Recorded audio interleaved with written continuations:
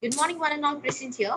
On behalf of the CSI Board for Education Ministry, I would like to welcome you all for this Karnataka regional webinar. I would like to introduce Dr. Daniel Erelarasu, the Honorary Director of CSI Board for Education Ministry. He will lead us in the opening prayer and render a welcome address and a brief introduction about this webinar.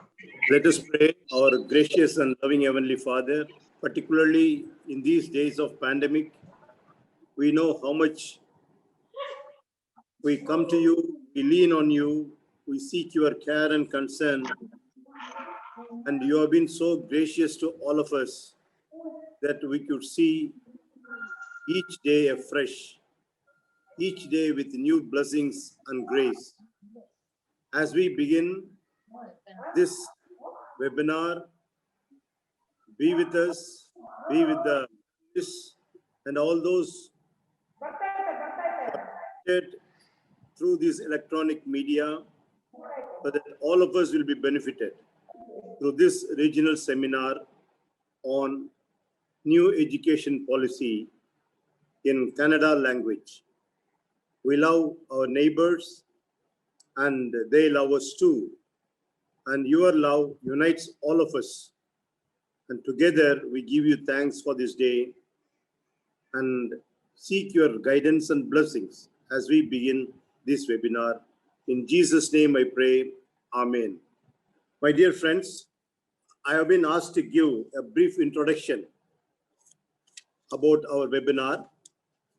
This is the second webinar which we are having by the CSI Synod. We all know that to think. Education is there to direct our minds to think. We know that education is fundamental for achieving our full human potential, developing an equitable and just society, and promoting a national development. We all contribute towards this end in our own ways, in our own departments, in our own small way, that it makes us possible to make the children who come to our care to go as a full-fledged human being with young boys and girls with highly potential. We all know that new education policy has been introduced for quite some time. And we have been just struggling to find what it is and where it is and how we are going to implement all those things. But in between, because of this pandemic, we are not able to do any good justice, either to go through it fully, to understand it fully, or to implement it. Some people start implementing, but still there are a lot of problems and issues. And we are now having a webinar like this to tell us about the plus and minus of this new education policy. In many places, we have seen that the minorities are not at all being considered in any way. People are not saying that this is not discussed fully in the parliament, or it is not fully accepted in many assemblies. So many things are happening, but yet we have to keep going. We keep our institutions alive, try to make them new normal, and try to give them as much as possible. Today, for our webinar, we have invited two personalities, Dr. Peter Wilson Prabhakar and Dr. Manonmani. Dr. Manonmani will be introduced to you in greater detail by the principal, Dr. Yasthar Prasanna Kumar. First, I will try to introduce to you Dr. Peter Wilson Prabhakar. Dr. Peter Wilson Prabhakar is a well-known personality in the social circle of the coastal Karnataka, and he had already made a permanent imprint as a historian with works of merit. He did his master's in arts in the field of history with first class and a second rank from the Mangalore University in the year 1983. He did his PhD on Basal Mission in South Karnataka in the year 1989 from the same university, Mangalore University. And he taught history to the students of SVS College, Bantwal. Dr. Prabhakar joined Vivekananda College in Puttur on 1st January 1986, and now he is an associate professor and principal of the college until very recently. He served as one of the presidents of the Mangalore University History Teachers Association during the year 2008-9. He also served on the BOS and BOE of the Mangalore University and various autonomous colleges like STM College and other colleges in Mangalore. Dr. Prabhakar is recognized as a research guide for Hampi University. He has guided number of MPhil and PhD students, and at present, 8 MPhil degrees are already awarded under his guidance. He also teaches MPhil students to Hampi University Mangalore Study Circle, and at the same time, he is also working as a facilitator in the Mangalore University Distance Education Annual Contact Program. Dr. Prabhakar has continued in writing and research work. As a result, UGC has sanctioned him a good research project entitled The Role of Missionary Organizations in the Field of Education, a case study in Puttur Taluk. Dr. Prabhakar is a recipient of the Best Youth Kannada Writers State Award from All Karnataka Christian Forum Bangalore for the year 2002 and Sadaka Prashari Shanti by Karnataka Tulu Sahitya Academy Mangalore for the year 2012. Dakshina Kannada District Sahitya Varishat also conferred on him the Achiever Award in the year 2018 for his contribution to Kannada literature. He served in the Vivekananda College for 35 years from 2015 to 2020 and also served as the principal of the college, which has got nearly 3,000 students. When he was principal of the college got A grade from NAC, and the college was recognized by the UGC as the college with potential for excellence. My dear friends, we have such a wonderful personality to talk to us in this seminar and be one of our panelists. And we extend a very, very cordial welcome to Dr. Peter Wilson Prabhakar. May I now hand over to Dr. Esther Prasanna Kumar to introduce the speaker, Dr. Manonmani, head of the Department of Kannada Language at our college in Bishop Cotton. Thank you. Over to Dr. Prasanna Kumar.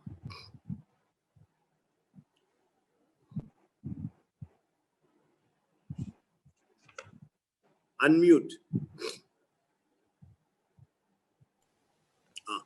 Yeah.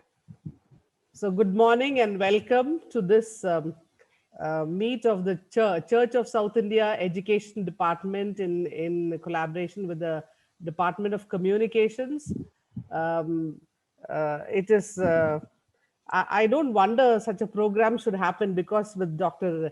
Daniel Elil around, I worked with him with the Ayachi program also.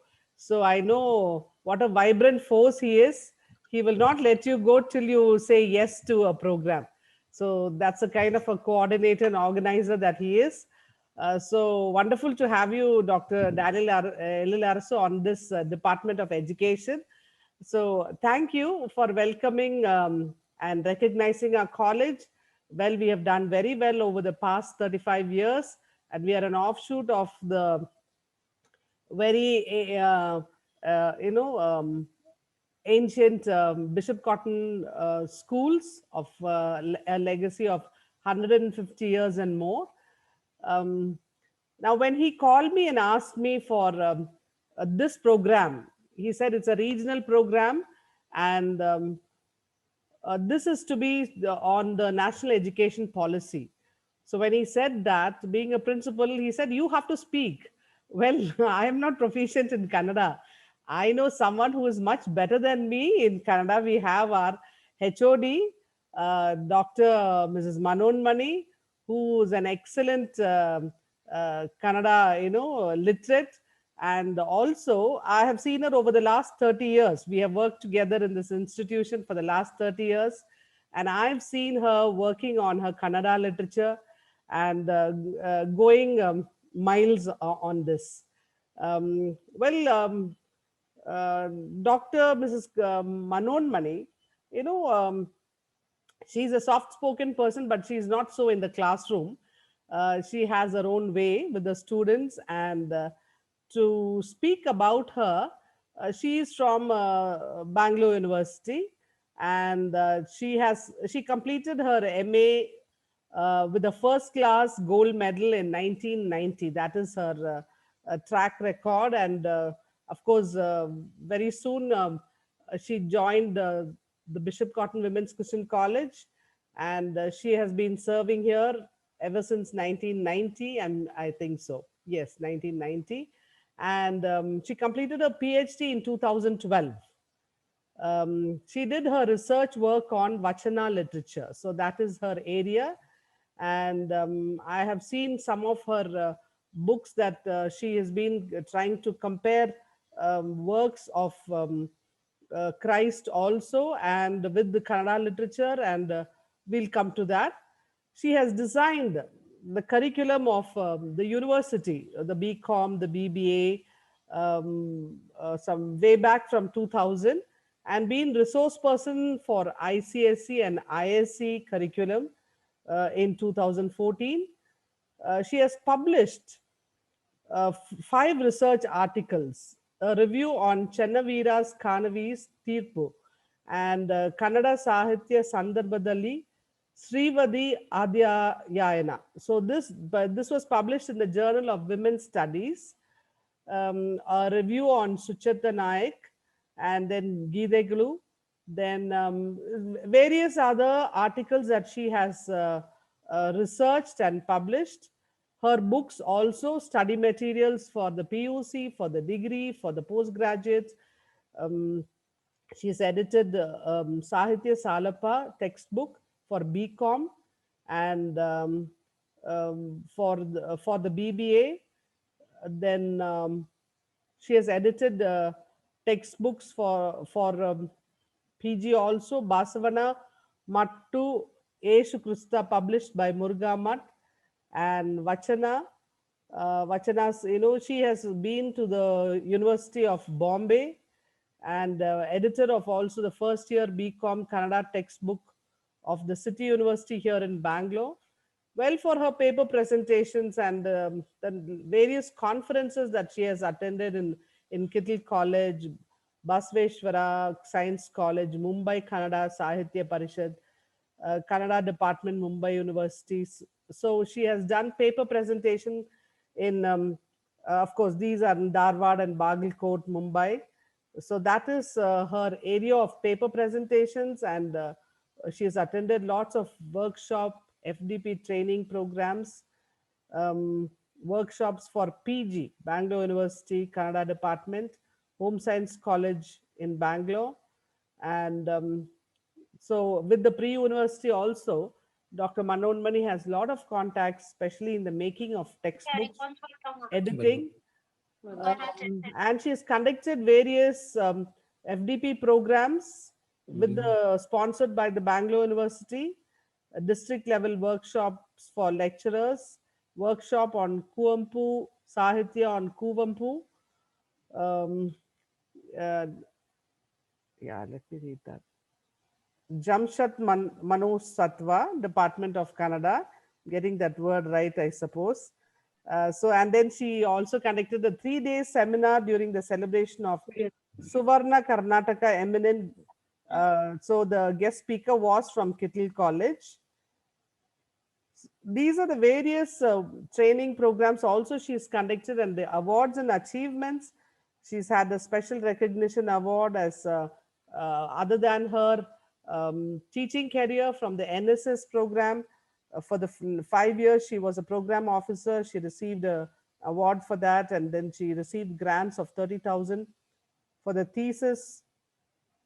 Kannada and Culture Department, Government of Karnataka, received Gaurava Purasakar Gold Medal for the thesis from the Department of Mumbai University, Kannada Department, and Chanakya Saman Award for the academic achievement in IDPS New Delhi.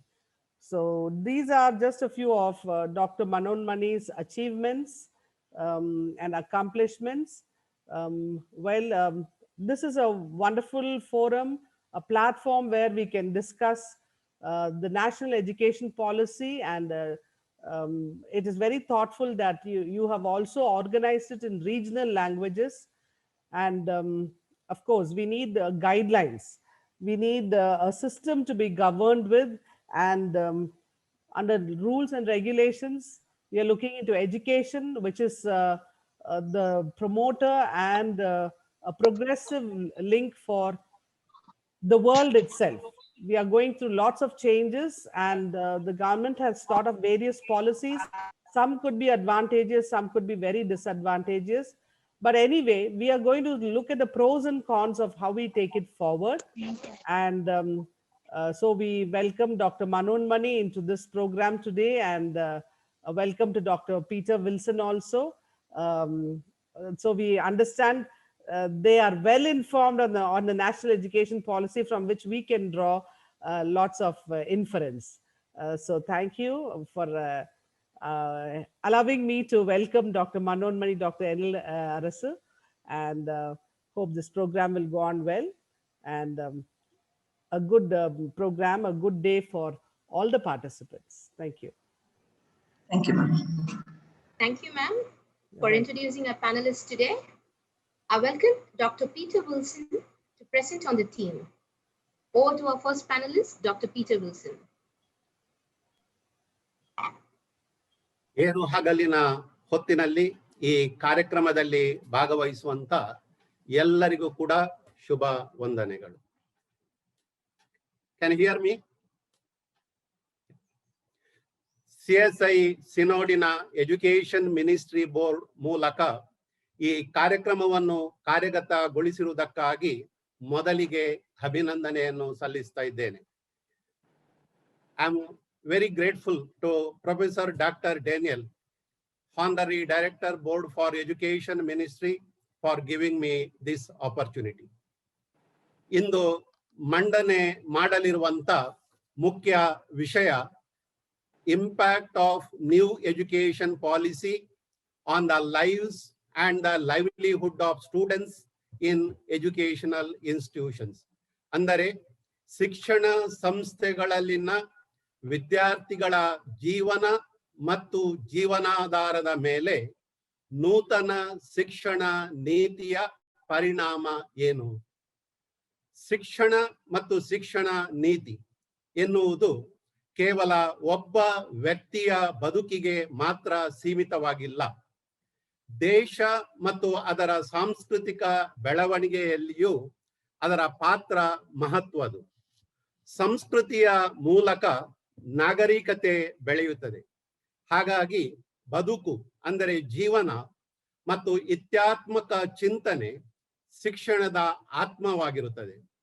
ಶಿಕ್ಷಣ ಎಂಬುದು ಪ್ರತಿಯೊಬ್ಬ ಜೀವಿಯ ಜೀವನವನ್ನು ಉನ್ನತಿ ಕಡೆಗೆ ಕೊಂಡೊಯ್ಯುವ ಸಾಧನವಾಗಿದೆ. ಆಗ ಅದು ನಾಗರಿಕತೆಯ ಉನ್ನತೀಕರಣ ಮಾತ್ರವಲ್ಲದೆ ಸಾಮಾಜಿಕ ಆರ್ಥಿಕ ಅಭಿವೃದ್ಧಿಗೂ ದಾರಿ ಮಾಡಿಕೊಡುತ್ತದೆ. ಈ ಸತ್ಯವನ್ನು ಅರ್ಥ ಮಾಡಿಕೊಂಡು ಶಿಕ್ಷಣ ನೀತಿಯನ್ನು ಜಾರಿಗೊಳಿಸಿದಾಗ ಆ ಪರಿಕಲ್ಪನೆಯಲ್ಲಿ ಶಿಕ್ಷಣ ಪಡೆದ ವಿದ್ಯಾರ್ಥಿಗಳಿಗೆ ಜೀವನಾಧಾರವನ್ನು ಒದಗಿಸಿಕೊಡುವಂಥದ್ದು ಕಾರ್ಯಸಾಧ್ಯವಾಗುತ್ತದೆ. ಪ್ರಾಚೀನ ಕಾಲದಿಂದಲೂ ಭಾರತವು ಶ್ರೇಷ್ಠ ಶೈಕ್ಷಣಿಕ ಹಾಗೂ ಸಾಂಸ್ಕೃತಿಕ ತಳಹದಿಯ ಮೇಲೆ ನಿಂತಿದೆ. ವಿಶ್ವಕ್ಕೆ ಮಾರ್ಗದರ್ಶನ ಮಾಡಿ ಗುರುವಿನ ಸ್ಥಾನದಲ್ಲಿರುವಂತ ವಿಶ್ವದ ಅತಿ ದೊಡ್ಡ ಪ್ರಜಾಸತ್ತ ರಾಷ್ಟ್ರವಾಗಿರುವ ಭಾರತ, ಇದರ ಮೂಲ ಆಧಾರ ಇಲ್ಲಿನ ಸಂವಿಧಾನದ ಚೌಕಟ್ಟು ಹಾಗೂ ಆಶಯಗಳು. ಆ ಸಂವಿಧಾನದ ಬೇರು ಗಟ್ಟಿಯಾಗಬೇಕಾದರೆ ಸರ್ವರಿಗೂ ಶಿಕ್ಷಣ ದೊರೆಯಬೇಕು.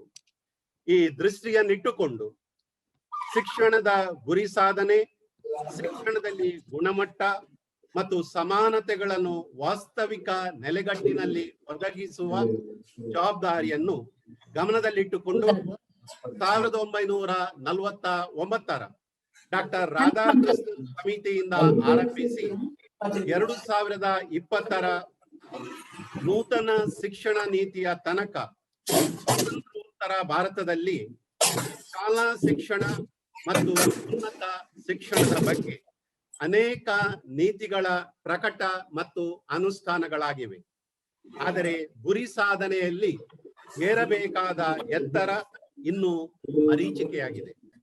ಪ್ರಸ್ತುತ ನೂತನ ರಾಷ್ಟ್ರೀಯ ಶಿಕ್ಷಣ ನೀತಿ 2020 ಇದರ ಅಧಿಕೃತ ಘೋಷಣೆ ಆಗಿದೆ.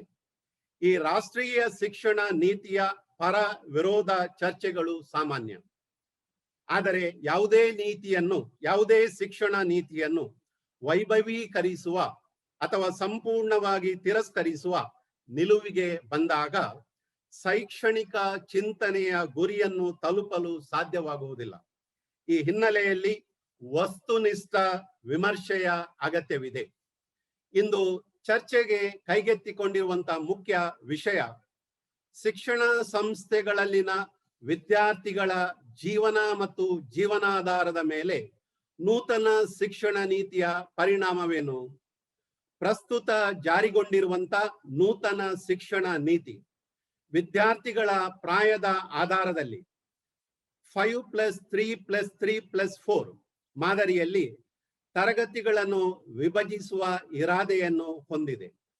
ಅಲ್ಲದೆ ಪೂರ್ವ ಪ್ರಾಥಮಿಕ ಶಿಕ್ಷಣ ನೀಡಿಕೆ, ಔದ್ಯೋಗಿಕ ತರಬೇತಿಯನ್ನು ಸದೃಢಗೊಳಿಸುವಂತದ್ದು ಮಾತ್ರವಲ್ಲ, ವಿದ್ಯಾರ್ಥಿಗಳ ಒಟ್ಟು ಸೇರ್ಪಡೆಯನ್ನು ಅಂದರೆ ದಾಖಲಾತಿಯ ಪ್ರಮಾಣವನ್ನು 2018ರಲ್ಲಿ 26.3% ಇದ್ದುದನ್ನು 2035ಕ್ಕೆ 50% ಕೊಂಡೊಯ್ಯುವ ಗುರಿಯನ್ನು ಹೊಂದಿದೆ. ಇದರೊಂದಿಗೆ ನೂತನ ಶಿಕ್ಷಣ ನೀತಿ ಪದವಿಗಳ ಸ್ವರೂಪವನ್ನೇ ಬದಲಾಯಿಸಿದೆ. ಸಾಂಪ್ರದಾಯಿಕ ವಿಜ್ಞಾನ, ಮಾನವಿಕ ಮತ್ತು ವಾಣಿಜ್ಯ ವಿಷಯಗಳ ಪದವಿಯನ್ನು ಕೊನೆಗಾಣಿಸಿ ಪದವಿ ಶಿಕ್ಷಣದಲ್ಲಿ ವಿದ್ಯಾರ್ಥಿಗಳಿಗೆ ಮಲ್ಟಿಪಲ್ ಎಕ್ಸಿಟ್ ಹಾಗೂ ಮಲ್ಟಿಪಲ್ ಎಂಟ್ರಿ ಸಂಬಂಧಪಟ್ಟು ಸಾಕಷ್ಟು ಒತ್ತನ್ನು ನೀಡಲಾಗಿದೆ. ಹಾಗಾದರೆ ನೂತನ ಶಿಕ್ಷಣ ನೀತಿಯಲ್ಲಿ ಪ್ರಕಟಿಸಿರುವ ಈ ಎಲ್ಲ ಬದಲಾವಣೆಗಳ ಪರಿಣಾಮ ಏನು? ಅವು ನಮ್ಮ ಶಿಕ್ಷಣ ನೀತಿಯಲ್ಲಿದ್ದ ಎಲ್ಲ ಲೋಪದೋಷಗಳನ್ನು ತೊಡೆದುಹಾಕಲು ಶಕ್ತವಾಗುವುದೇ? ಅಥವಾ ನಮ್ಮ ರಾಷ್ಟ್ರದ ಶಿಕ್ಷಣ ವ್ಯವಸ್ಥೆಯನ್ನು ಭಗ್ನಗೊಳಿಸಲು ಕಾರಣವಾದ ಅಗೋಚರ ವಿಷಯಗಳನ್ನು ಮತ್ತೆ ಪಕ್ಕಕ್ಕೆ ತಳ್ಳಿ ಇನ್ನೂ ಕೆಲವು ಸಮಸ್ಯೆಗಳನ್ನು ಒಳಕ್ಕೆ ಸೇರಿಸುವ ಪ್ರಯತ್ನಗಳಾಗಿರಬಹುದೇ ಎಂಬ ಅನುಮಾನ ಕೆಲವರನ್ನು ಕಾಡುತ್ತಿದೆ. ಶಿಕ್ಷಣ ತಜ್ಞರನ್ನು ಕಾಡುತ್ತಿರುವಂತ ಈ ಪ್ರಶ್ನೆಗಳಿಗೆ ಉತ್ತರ ನೀಡಬಹುದು. ಆದರೆ ಅಂತಿಮ ಪರಿಣಾಮಗಳ ಬಗ್ಗೆ ಕಾಲವೇ ಉತ್ತರಿಸಬೇಕು. ಆದರೂ ಕೂಡ ನೂತನ ಶಿಕ್ಷಣ ನೀತಿ ಜಾರಿಗೊಂಡಾಗ ಆಗಬಹುದಾದ ಕೆಲವೊಂದು ಪರಿಣಾಮಗಳ ಬಗ್ಗೆ ನಾವು ಅವಲೋಕಿಸಬಹುದು. ಮೊದಲನೇದಾಗಿ ಶಾಲಾ ಶಿಕ್ಷಣ ವ್ಯವಸ್ಥೆಯಲ್ಲಾಗುವ ಪರಿಣಾಮಗಳು. ಶಾಲಾ ಶಿಕ್ಷಣದ ವ್ಯಾಖ್ಯಾನದಲ್ಲಿ ಪೂರ್ವ ಪ್ರಾಥಮಿಕ, ಪ್ರಾಥಮಿಕ, ಮಾಧ್ಯಮಿಕ ಹಾಗೂ ಸೆಕೆಂಡರಿ ಶಿಕ್ಷಣ ಒಳಗೊಂಡಿದೆ. ಕರ್ನಾಟಕ ರಾಜ್ಯ ಶಾಲಾ ಶಿಕ್ಷಣದಲ್ಲಿ 1ರಿಂದ 10ನೇ ತರಗತಿ ತನಕ 1,03,13,000 ವಿದ್ಯಾರ್ಥಿಗಳಿದ್ದರೆ 11, 12ನೇ ತರಗತಿ ಅಂದರೆ ಪದವಿ ಪೂರ್ವ ಶಿಕ್ಷಣದಲ್ಲಿ ಸುಮಾರು 20 ಲಕ್ಷ ವಿದ್ಯಾರ್ಥಿಗಳು ಕಲಿಯುತ್ತಿದ್ದಾರೆ. ದೇಶದಲ್ಲಿ 15 ಲಕ್ಷಕ್ಕೂ ಹೆಚ್ಚಿನ ಶಾಲೆಗಳಲ್ಲಿ ಸುಮಾರು 26 ಕೋಟಿ ಮಕ್ಕಳು ಕಲಿಯುತ್ತಿದ್ದಾರೆ. ಆದರೆ ನೂತನ ಶಿಕ್ಷಣ 2020 ದಾಖಲೆ ಪ್ರಕಾರ ಇನ್ನೂ ಸುಮಾರು 3.5 ಕೋಟಿ ಮಕ್ಕಳು ಶಾಲಾ ಶಿಕ್ಷಣದಿಂದ ವಂಚಿತರಾಗಿದ್ದಾರೆ. ಸರ್ವ ಶಿಕ್ಷಣ ಅಭಿಯಾನ, ಶಿಕ್ಷಣದ ಹಕ್ಕಿನ ಕಾಯ್ದೆಯನ್ನು ಜಾರಿಗೊಳಿಸಿ ಕ್ರಮ ಕೈಗೊಂಡಿದ್ದರೂ ಕೂಡ ಇಷ್ಟೊಂದು ಪ್ರಮಾಣದ ಮಕ್ಕಳು ಶಿಕ್ಷಣದಿಂದ ವಂಚಿತರಾಗಿದ್ದಾರೆ ಎನ್ನುವುದು 2 ರೀತಿಯ ಸವಾಲುಗಳನ್ನು ಸೃಷ್ಟಿಸಿದೆ. ಒಂದು, ಶಿಕ್ಷಣದಿಂದ ಹೊರಗಿರುವಂತ 3.5 ಕೋಟಿ ಮಕ್ಕಳನ್ನು ಶಿಕ್ಷಣದ ವ್ಯಾಪ್ತಿಗೆ ತರುವಂಥದ್ದು. ಎರಡನೇದು, ಇನ್ನೂ ಈ ರೀತಿ ಆಗದಂತೆ ತಡೆಯುವುದು. ಈ 2 ಸವಾಲುಗಳನ್ನು ನೂತನ ಶಿಕ್ಷಣ ನೀತಿ ಪ್ರಸ್ತಾವನೆ ಮಾಡಿದೆ. ಇದನ್ನು ಸಮರ್ಥ ರೀತಿಯಲ್ಲಿ ಸಕಾರಾತ್ಮಕವಾಗಿ ಅನುಷ್ಠಾನ ಮಾಡಲು ಸರ್ಕಾರ ಮತ್ತು ಸಮಾಜ ಶಕ್ತವಾದರೆ ಮಾತ್ರ ಭವಿಷ್ಯದ ದಿನಗಳಲ್ಲಿ ಮುಂದಿನ ವಿದ್ಯಾರ್ಥಿ ಪೀಳಿಗೆಯ ಬದುಕಿನಲ್ಲಿ ಧನಾತ್ಮಕ ಪ್ರಗತಿಯನ್ನು ನಾವು ಕಾಣಬಹುದು. ತಪ್ಪಿದಲ್ಲಿ ಗತ ಇತಿಹಾಸದ ಮುಂದುವರಿಕೆಯ ಭಾಗ ಮಾತ್ರ ಆಗುತ್ತದೆ ಎಂಬಂಥದ್ದು ನಿರ್ವಿವಾದ.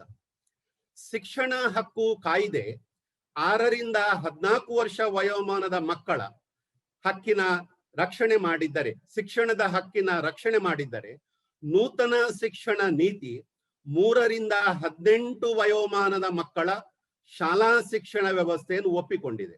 ಅಂದರೆ ಶಾಲಾ ಶಿಕ್ಷಣ 4ನೇ ವರ್ಷಕ್ಕೆ ಆರಂಭವಾಗುತ್ತದೆ.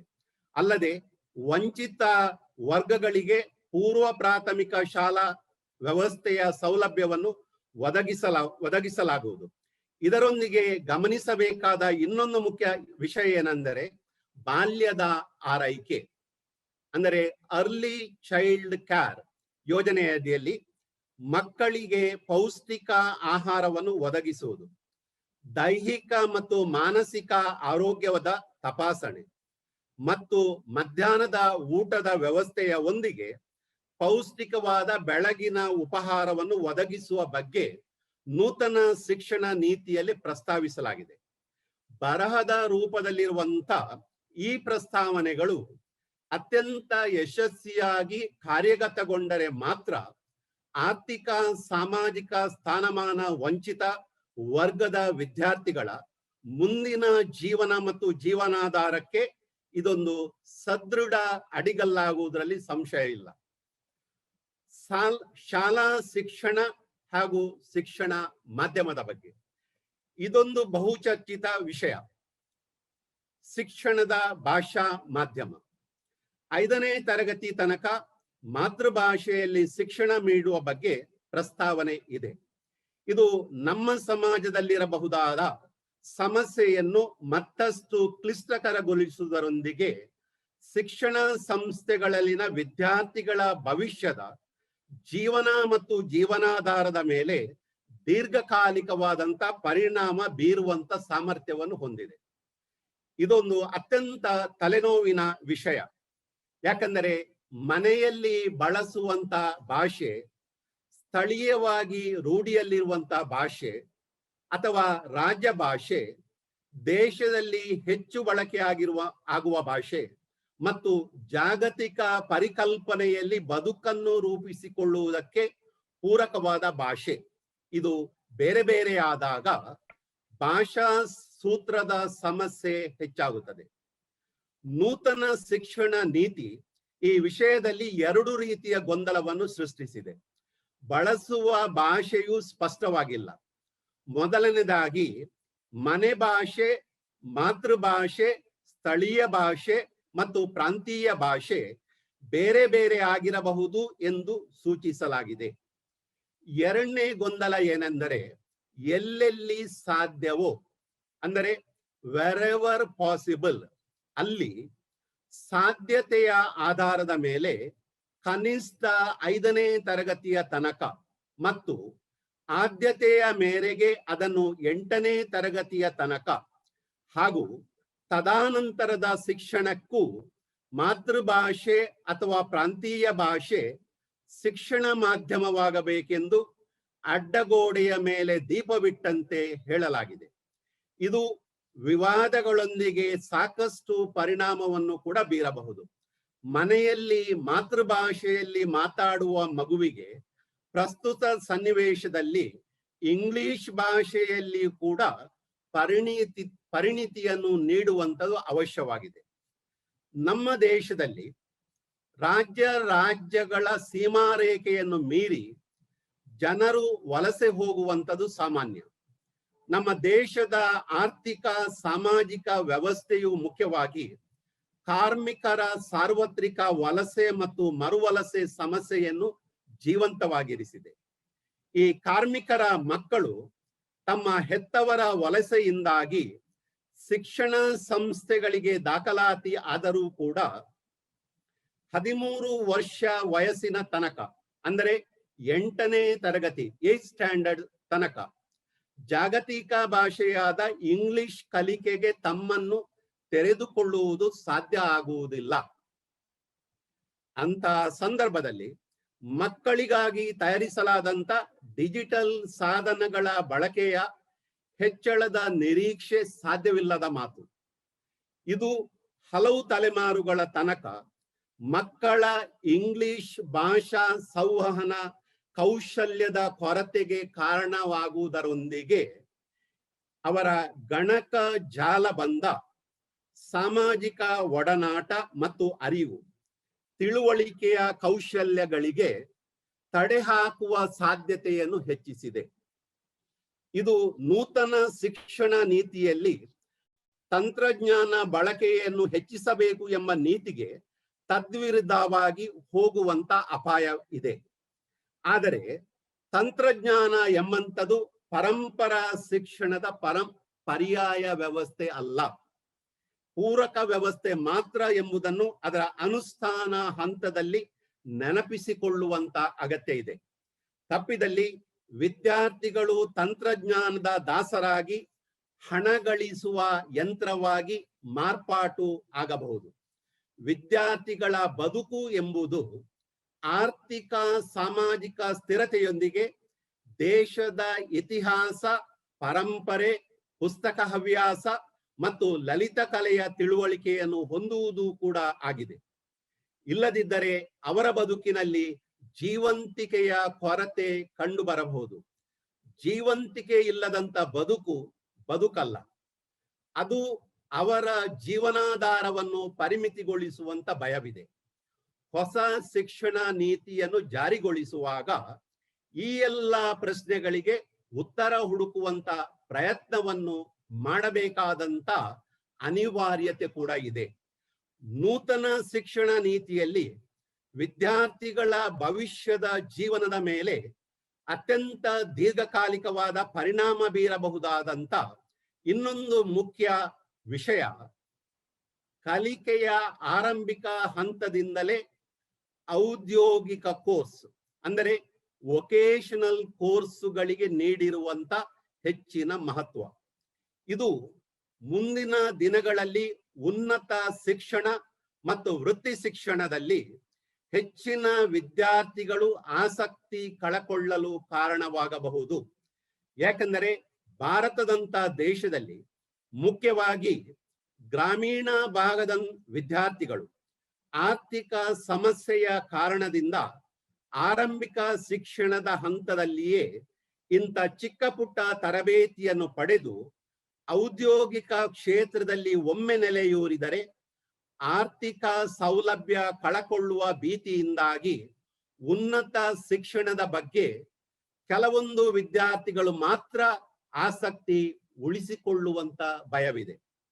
ಯಾಕೆಂದರೆ ಗ್ರಾಮೀಣ ವಿದ್ಯಾರ್ಥಿಗಳು ತಾವು ಕೈಗೊಂಡಿರುವಂತ ಚಿಕ್ಕ ಉದ್ಯೋಗವನ್ನು ತ್ಯಜಿಸಿ ಮತ್ತೆ ಶಿಕ್ಷಣ ಮುಂದುವರಿಸಿದರೆ ತಮ್ಮ ಮನೆಗಳಲ್ಲಿನ ಮುಂದಿನ ಆರ್ಥಿಕ ದುಸ್ಥಿತಿ ಅವರೆದುರಿಗೆ ಬಂದು ನಿಲ್ಲುತ್ತದೆ.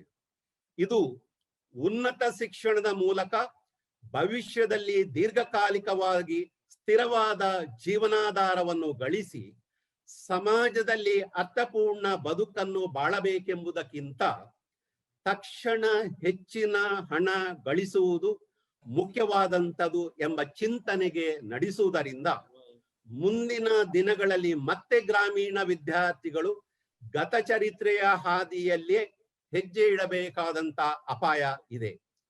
ಹಾಗಾದ ಪಕ್ಷದಲ್ಲಿ ಮತ್ತೆ ಹಳ್ಳಿ ಮತ್ತು ನಗರದಲ್ಲಿನ ವಿದ್ಯಾರ್ಥಿಗಳ ಜೀವನ ಮತ್ತು ಜೀವನಾಧಾರಗಳ ನಡುವೆ ಕಂದಕ ಮತ್ತಷ್ಟು ಹೆಚ್ಚುತ್ತಾ ಹೋಗಲು ನಾಂದಿಯಾಗಬಹುದು. ಈ ಹಿನ್ನೆಲೆಯಲ್ಲಿ ಕಲಿಕೆಯ ಆರಂಭಿಕ ಹಂತದಲ್ಲಿಯೇ ಔದ್ಯೋಗಿಕ ತರಬೇತಿಗಾಗಿ ವಿದ್ಯಾರ್ಥಿ ತನ್ನ ಕಲಿಕಾ ಪ್ರಕ್ರಿಯೆಯಿಂದ ವಿಮುಖನಾದರೆ ನಮ್ಮ ಸಾಮಾಜಿಕ ಆರ್ಥಿಕ ವಿಚಾರಗಳೇ ವಿದ್ಯಾರ್ಥಿ ತನ್ನ ಶೈಕ್ಷಣಿಕ ಬದುಕನ್ನು ಮುಂದುವರಿಸಬೇಕೇ ಬೇಡವೇ ಎಂಬುದನ್ನು ನಿರ್ಧರಿಸುವಂತದಾಗಿದೆ. ಈ ಹಿನ್ನೆಲೆಯಲ್ಲಿ ಆರಂಭಿಕ ಹಂತದಲ್ಲಿಯೇ ಓರ್ವ ವಿದ್ಯಾರ್ಥಿ ಔದ್ಯೋಗಿಕ ತರಬೇತಿ ಪಡೆಯಬೇಕೆಂಬಂತ ಒತ್ತಾಯವು ಅವನ ಮುಂದಿನ ಶಿಕ್ಷಣವನ್ನು ಅವನು ತ್ಯಜಿಸಲು ಕಾರಣವಾಗಿ ನೂತನ ಶಿಕ್ಷಣ ನೀತಿಯು ಇದಕ್ಕೆ ಪರಿಹಾರವನ್ನು ಸೂಚಿಸುವಂತ ಬದಲು ಗ್ರಾಮೀಣ ವಿದ್ಯಾರ್ಥಿಯ ಜೀವನ ಮತ್ತು ಜೀವನಾಧಾರಕ್ಕೆ ಹುತ್ತನ್ನು ತಂದೊಡ್ಡುವಂತ ಭಯವಿದೆ.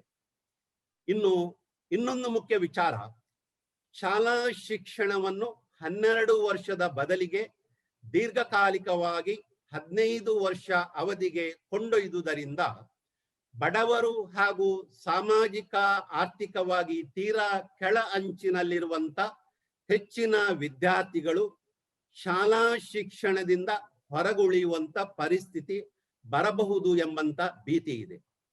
ಇದಲ್ಲದೆ ಪದವಿ ಶಿಕ್ಷಣವನ್ನು 3 ರಿಂದ 4 ವರ್ಷ ಅವಧಿಗೆ ಹೆಚ್ಚಿಸಿರುವಂಥದ್ದು, ಅದರೊಂದಿಗೆ 3ನೇ ವರ್ಷದಲ್ಲಿ ಪದವಿ ಶಿಕ್ಷಣದಿಂದ ಹೊರಹೋಗುವ ಅವಕಾಶವನ್ನು ಕೊಟ್ಟಿರುವಂತಹದ್ದು, ಹೆಚ್ಚಿನ ಬಡ ವಿದ್ಯಾರ್ಥಿಗಳು 3ನೇ ವರ್ಷದಲ್ಲಿಯೇ ಪದವಿ ಶಿಕ್ಷಣದಿಂದ ಹೊರಹೋಗುವುದರಿಂದ ಸ್ನಾತಕೋತ್ತರ ಮತ್ತು ಸಂಶೋಧನಾ ಕ್ಷೇತ್ರದ ಬಾಗಿಲು ಹೆಚ್ಚಿನಂಶ ಅವರಿಗೆ ಮುಚ್ಚಿ ಹೋಗುತ್ತದೆ. ಇನ್ನು SLC ಮತ್ತು PUC ಪರೀಕ್ಷೆಗಳು ಅಂದರೆ ಬೋರ್ಡ್ ಪರೀಕ್ಷೆಗಳನ್ನು ರದ್ದುಗೊಳಿಸಿರುವುದರಿಂದ ಆ ಅರ್ಹತೆಯ ಆಧಾರದಲ್ಲಿ ನೌಕರಿ ಪಡೆಯುತ್ತಿದ್ದಂತ ಬಡ ಜನರು, ಎಷ್ಟೋ ಲಕ್ಷ ಜನರ ಉದ್ಯೋಗ ಅವಕಾಶಗಳನ್ನು ಅವರು ಕಳಕೊಳ್ಳುವಂತ ಭಯವಿದೆ. ಒಟ್ಟಿನಲ್ಲಿ ನೂತನ ಶಿಕ್ಷಣ ನೀತಿ ಬೌದ್ಧಿಕತೆ, ಕೌಶಲ್ಯಗಳು ಹಾಗೂ ಮೌಲ್ಯಗಳನ್ನು ರೂಢಿಸುವ ಪರಿಕಲ್ಪನೆಯ ಶಿಕ್ಷಣ, ವಿದ್ಯಾರ್ಥಿಗಳ ಆಸಕ್ತಿಗೆ ಅನುಗುಣವಾಗಿ ಕಲಿಕಾ ವಿಷಯಗಳ ಆಯ್ಕೆ, ಸಮಾನತೆ, ವ್ಯಾಪ್ತಿಯ ವಿಸ್ತರಣೆ ಹಾಗೂ ಶ್ರೇಷ್ಠತೆ ಗುಣಗಳನ್ನು ಆಧರಿಸಿ ಸುಧಾರಣೆಗಳನ್ನು ತರುವುದು ಮತ್ತು ಉದಾರವಾಗಿ ಸೃಜನಶೀಲ ಶಿಕ್ಷಣವನ್ನು ನೀಡುವ ಪರಿಕಲ್ಪನೆಯನ್ನು ಹೊಂದಿದೆ. ಆದರೆ ದೇಶದ ಆದ್ಯತಾ ಕ್ಷೇತ್ರವಾದ ಶಿಕ್ಷಣಕ್ಕೆ ಸಂಬಂಧಪಟ್ಟ ನೀತಿಯ ಏಕಪಕ್ಷೀಯ ವೈಭವೀಕರಣ ಸಲ್ಲದು. ಅದರಲ್ಲಿ ಬಳಸಲಾದಂತ ಕೆಲವು ಶಬ್ದಗಳು ಹಾಗೂ ವಿಷಯಗಳು ಕಿವಿಯಿಂದ ಕೇಳಲಿಕ್ಕೆ ಹಿತವಾದರೂ ಕೂಡ ವಾಸ್ತವದಲ್ಲಿ ಅದು ಅನುಷ್ಠಾನ ಯೋಗ್ಯವಲ್ಲ. ಇದೇ ವೇಳೆ ಈ ನೀತಿಯನ್ನು ವಿರೋಧಿಸಬೇಕು ಎನ್ನುವ ಒಂದೇ ಉದ್ದೇಶದ ವಿರೋಧಿಸುವ ದೃಷ್ಟಿ ಜನಹಿತ ದೃಷ್ಟಿಯಲ್ಲ. ಆದರೆ ರಾಷ್ಟ್ರೀಯ ನೂತನ ಶಿಕ್ಷಣದ ಬಗ್ಗೆ ಆರೋಗ್ಯಕರವಾದಂತ ಚರ್ಚೆ ಆಗಬೇಕು. ಈ ಚರ್ಚೆಗಳಲ್ಲಿ ಸೂಚಿತ ಪರಿಹಾರಗಳನ್ನು ಶಿಕ್ಷಣ ನೀತಿಯಲ್ಲಿ ಸೇರಿಸಿಕೊಳ್ಳುವಂತ ಪ್ರಕ್ರಿಯೆಗೆ ಸರ್ಕಾರ ತೆರೆದ ಮನಸ್ಸಿನಿಂದ ಮುಂದಾಗಬೇಕು. ಅಂತಿಮವಾಗಿ ನೂತನ ಶಿಕ್ಷಣ ನೀತಿಯ ಆಶಯಗಳು ವಾಸ್ತವಕ್ಕೆ ಹತ್ತಿರವಾಗಿ ಸರ್ವ ವಿದ್ಯಾರ್ಥಿ ಕೇಂದ್ರಿತವಾಗಿರಬೇಕು. ಹಾಗಾದಲ್ಲಿ ಮಾತ್ರ ಅದು ಶಿಕ್ಷಣ ಸಂಸ್ಥೆಗಳಲ್ಲಿನ ವಿದ್ಯಾರ್ಥಿಗಳ ಜೀವನ ಮತ್ತು ಜೀವನಾಧಾರದ ಮೇಲೆ ಸಕಾರಾತ್ಮಕ ಪರಿಣಾಮ ಬೀರುವುದು ಕಾರ್ಯಸಾಧ್ಯ ಎನ್ನುವುದು ನನ್ನ ಅನಿಸಿಕೆ ಮತ್ತು ಅಭಿಪ್ರಾಯವಾಗಿದೆ. Before I wind up, let me recite a line from Tyagaraja's Kirtana from Pancharatna. ఎందరో మహానుభావులు అందరికే వందనములు. ಘನ ಹೃದಯವಂತ ಮಹಾಪ್ರಾಜ್ಞರಿಗೆ ಎಲ್ಲರಿಗೂ ಕೂಡ ನನ್ನ ವಂದನೆಗಳು. Thank you. So thank you, sir, for your presentation. I'll request our second panelist, Dr. Manoonmani, to present. After her presentation, we'll have the question answer session together for both the panelists. Over to Dr. Manoonmani.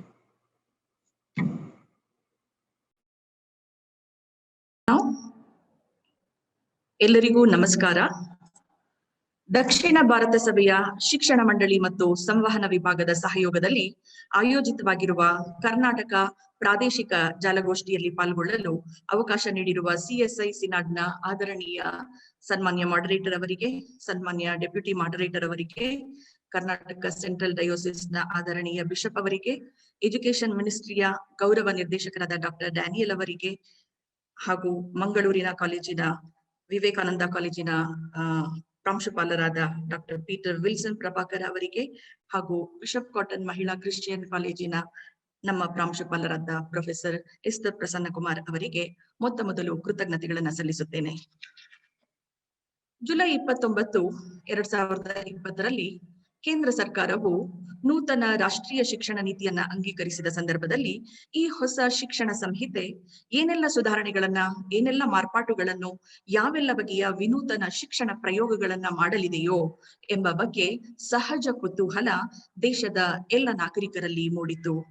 ಇದೇ ಅನುಭವದಿಂದ ಈ ಹೊಸ ಶಿಕ್ಷಣ ನೀತಿಯ ಪ್ರಮುಖ ಅಂಶಗಳು ಪ್ರಕಟವಾದಾಗ ಅದರ ಹೊರ ನೋಟದ ವಿವರಗಳನ್ನ ಮಾತ್ರ ಓದಿದ್ದ ನನಗೆ ದಕ್ಷಿಣ ಭಾರತ ಸಭೆಯ ಪ್ರಾದೇಶಿಕ ಜಾಲಗೋಷ್ಠಿಯಲ್ಲಿ ಈ ನೂತನ ರಾಷ್ಟ್ರೀಯ ಶಿಕ್ಷಣ ನೀತಿಯು ವಿದ್ಯಾರ್ಥಿಗಳ ಬದುಕಿನಲ್ಲಿ ಮತ್ತು ಜೀವನ ಮಾರ್ಗಗಳಲ್ಲಿ ಉಂಟು ಮಾಡಬಹುದಾದ ಪರಿಣಾಮಗಳನ್ನ ಕುರಿತು ಮಾತನಾಡಲು ಆಹ್ವಾನಿಸಿದಾಗ ಈ ಶಿಕ್ಷಣ ಸಂಹಿತೆಯ ಒಳನೋಟಗಳನ್ನ ಮತ್ತಷ್ಟು ವಿವರವಾಗಿ ಅರಿಯುವ, ಗ್ರಹಿಸುವ ಅವಕಾಶ ನನಗೆ ಪ್ರಾಪ್ತವಾಯಿತು. ಆ ಕಾರಣ ಈ ವಿಶೇಷ ಕಾರ್ಯ ಗೌರವವನ್ನ ನೀಡಿದ ಎಲ್ಲ ಆಯೋಜಕರಿಗೂ ನನ್ನ ವಂದನೆಗಳು. ಹೊಸ ರಾಷ್ಟ್ರೀಯ ಶಿಕ್ಷಣ ನೀತಿಯು ರಿಪಬ್ಲಿಕ್ ಇಂಡಿಯಾದ ಶಿಕ್ಷಣ ವ್ಯವಸ್ಥೆಯ 3ನೆಯ ರಾಷ್ಟ್ರೀಯ ಶಿಕ್ಷಣ ನೀತಿಯಾಗಿದೆ. ಸಮಗ್ರ ಭಾರತದ ಜನರಲ್ಲಿ ಶಿಕ್ಷಣವನ್ನ ಉತ್ತೇಜಿಸಲು ಭಾರತ ಸರ್ಕಾರವು ರೂಪಿಸಿದ ಒಂದು ನೀತಿಯಾಗಿದೆ. ಇದು ಶಾಲೆ ಮತ್ತು ಉನ್ನತ ಶಿಕ್ಷಣ ಕ್ಷೇತ್ರಗಳಲ್ಲಿ ಬಹು ದೊಡ್ಡ ಮಟ್ಟದ ಪರಿವರ್ತನೆಗಳಿಗೆ, ಸುಧಾರಣೆಗಳಿಗೆ ದಾರಿ ಮಾಡಿಕೊಟ್ಟಿದೆ. ವಿಶ್ವವು ಶಿಕ್ಷಣ ಕ್ಷೇತ್ರದಲ್ಲಿ ಅತಿ ಶೀಘ್ರವಾಗಿ ಬೆಳೆಯುತ್ತಿದೆ. ಹೀಗಾಗಿ ಬೆಳೆಯುತ್ತಿರುವ ದೇಶ, ಪರಿಸರ, ಸಮಾಜಗಳ ಅಗತ್ಯಕ್ಕೆ ತಕ್ಕಂತೆ ನಮ್ಮ ದೇಶದ ಶಿಕ್ಷಣ ಕ್ರಮದಲ್ಲಿಯೂ ಮಾರ್ಪಾಟು ಮಾಡುವ ಅನಿವಾರ್ಯತೆ ಒದಗಿದೆ. 34 ವರ್ಷಗಳ ಬಳಿಕ ಶ್ರೀ ಕಸ್ತೂರಿ ರಂಗನ್ ನೇತೃತ್ವದ ಈ ನೂತನ ರಾಷ್ಟ್ರೀಯ ಶಿಕ್ಷಣ ಸಂಹಿತೆಯು 484 ಪುಟಗಳಲ್ಲಿ ಮಂಡಿತವಾಗಿದೆ. ಶಿಕ್ಷಣ ಸಂಸ್ಥೆಗಳಲ್ಲಿ ವಿದ್ಯಾರ್ಥಿಗಳ ಜೀವನ ಮತ್ತು ಜೀವನ ಮಾರ್ಗಗಳ ಮೇಲೆ NEP ಪರಿಣಾಮ. ಮಾನವ ಜನಾಂಗದ ಸಾಮರ್ಥ್ಯ ಸಾಧನೆಗೆ, ನ್ಯಾಯಬದ್ಧ ಸಮಾಜ ಸೃಷ್ಟಿಗೆ, ಆ ಮೂಲಕ ರಾಷ್ಟ್ರೀಯ ಅಭಿವೃದ್ಧಿಗೆ ಕಾರಣವಾಗುವಂಥದ್ದು ಶಿಕ್ಷಣ ಕ್ಷೇತ್ರ. ಹೀಗಾಗಿ ಇಡೀ ದೇಶದ ಸರ್ವತೋಮುಖ ಪ್ರಗತಿಗೆ ಕಾರಣವಾಗಿರುವ ಶಿಕ್ಷಣ ಸಂಸ್ಥೆಗಳ ಪಾತ್ರ ಬಹಳ ಮಹತ್ವದ್ದು. ಆ ಕಾರಣ ಶಿಕ್ಷಣ ಕ್ಷೇತ್ರದ ಸಂವರ್ಧನೆಗೆ ಮತ್ತು ಶಿಕ್ಷಣ ಸಂಸ್ಥೆಗಳ ಸಂವರ್ಧನೆ ಇಂದಿನ ಮೂಲಭೂತ ಅಗತ್ಯ ಎನ್ನಬಹುದು. ಭಾರತವು ಮುಂದಿನ 10 ವರ್ಷಗಳಲ್ಲಿ ಅತಿ ಹೆಚ್ಚಿನ ಯುವ ಜನರನ್ನ ಹೊಂದಲಿರುವ ರಾಷ್ಟ್ರ ಎನಿಸುತ್ತದೆ. ಅವರಿಗೆ ಉತ್ತಮ ಗುಣಮಟ್ಟದ ಶೈಕ್ಷಣಿಕ ಅವಕಾಶಗಳನ್ನ ಒದಗಿಸುವುದರಿಂದ ದೇಶದ ಭವಿಷ್ಯವನ್ನ ನಿರ್ಧರಿಸಲು ಸಾಧ್ಯವಾಗುತ್ತದೆ. ಇಂತಹ ಸಂದರ್ಭದಲ್ಲಿ ದೇಶದ ಭವಿಷ್ಯದ ಆಧಾರ ಸ್ತಂಭಗಳಂತೆ ಕಾರ್ಯನಿರ್ವಹಿಸುವ ಶಿಕ್ಷಣ ಸಂಸ್ಥೆಗಳನ್ನು ಬಲಪಡಿಸುವಂತದ್ದು ಅತ್ಯಂತ ಪ್ರಧಾನ ಕರ್ತವ್ಯವಾಗಿದೆ. ಶಿಕ್ಷಣ ಕ್ರಮದಲ್ಲಿ ಸಮಗ್ರತೆ, ಸಂಯೋಜಕತೆ, holistic education, research oriented education ಇದೆಲ್ಲದರ ಜೊತೆಗೆ ಬದುಕಿನೊಂದಿಗೆ ಅನ್ವಯಿಸಿಕೊಳ್ಳಬಲ್ಲ, ಹೊಂದಿಕೆ ಮಾಡಿಕೊಳ್ಳಬಲ್ಲ ಪಠ್ಯಕ್ರಮ ನಮಗೆ ಬೇಕು. ಅಷ್ಟೇ ಅಲ್ಲದೆ ಸಂತೋಷಂ ಜನಯೇತ್ ಪ್ರಾಜ್ಞಃ ಎಂಬಂತೆ ಸಂತೋಷಜನಕವಾದ ವಿದ್ಯೆ ನಮಗೆ ಬೇಕು.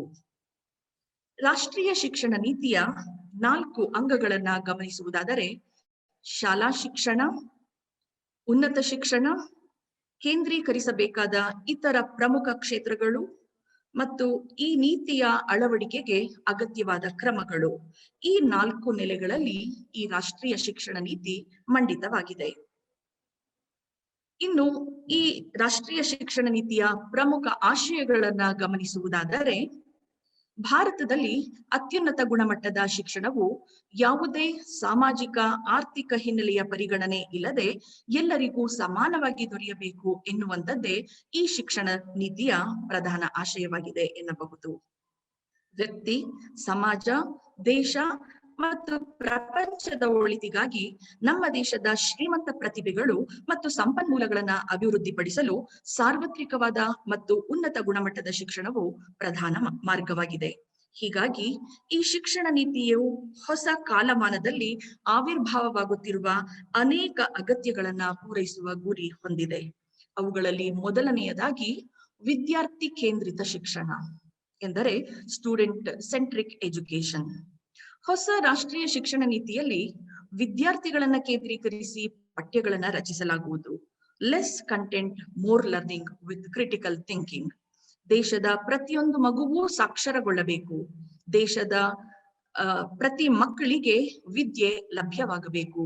ವಿದ್ಯೆಯಿಂದ ವಿಮುಖವಾಗಬಾರದು ಎಂಬ ಉದ್ದೇಶದಿಂದ ವಿದ್ಯಾರ್ಥಿಗಳ ಕಲಿಕೆಯಲ್ಲಿ ಹೆಚ್ಚು ಸ್ವಾತಂತ್ರ್ಯ, ಹೆಚ್ಚು ಆಯ್ಕೆಯ ಅವಕಾಶ, ತನ್ನ ಸಾಮರ್ಥ್ಯದ ತಿಳುವಳಿಕೆ ಮಾಡಿಕೊಳ್ಳಲು ಸೂಕ್ತ ಸಮಾಲೋಚಕರ ಸಹಕಾರ, ವಿದ್ಯಾರ್ಥಿಯ ಕಲಿಕಾ ಸಾಮರ್ಥ್ಯಕ್ಕೆ ತಕ್ಕಂತಹ ಪರಿಸರ ನಿರ್ಮಾಣ, ಪ್ರತಿಯೊಬ್ಬ ವಿದ್ಯಾರ್ಥಿಯು ಭವಿಷ್ಯದಲ್ಲಿ ಆರ್ಥಿಕವಾಗಿ ಸಬಲಗೊಳ್ಳಲು ಆತ್ಮನಿರ್ಭರತೆಯನ್ನ ಹೊಂದಲು ಅಗತ್ಯವಾದ ಶಿಕ್ಷಣಾವಕಾಶಗಳು ಲಭಿಸಬೇಕು ಎನ್ನುವುದು ಈ ನೀತಿಯ ಆಶಯಗಳಲ್ಲಿ ಒಂದಾಗಿದೆ. ಎರಡನೆಯದಾಗಿ ಬದುಕಿಗಾಗಿ ಶಿಕ್ಷಣ, ಎಜುಕೇಶನ್ ಫಾರ್ ಲೈಫ್. ನಮ್ಮ ಪ್ರಾಚೀನ ಗುರುಕುಲ ಶಿಕ್ಷಣದ ಸಂದರ್ಭದಲ್ಲಿ ನಮ್ಮ ಜೀವನದ ಪರಿಪೂರ್ಣತೆ, ಧನ್ಯತೆಯು ನಾವು ಜ್ಞಾನವನ್ನು ಸಿದ್ಧಿಸಿಕೊಂಡಾಗ ಮಾತ್ರ. ಜ್ಞಾನ ಸಾಧನೆಯೇ ನಮ್ಮ ಹುಟ್ಟಿನ ಪರಮ ಗುರಿ.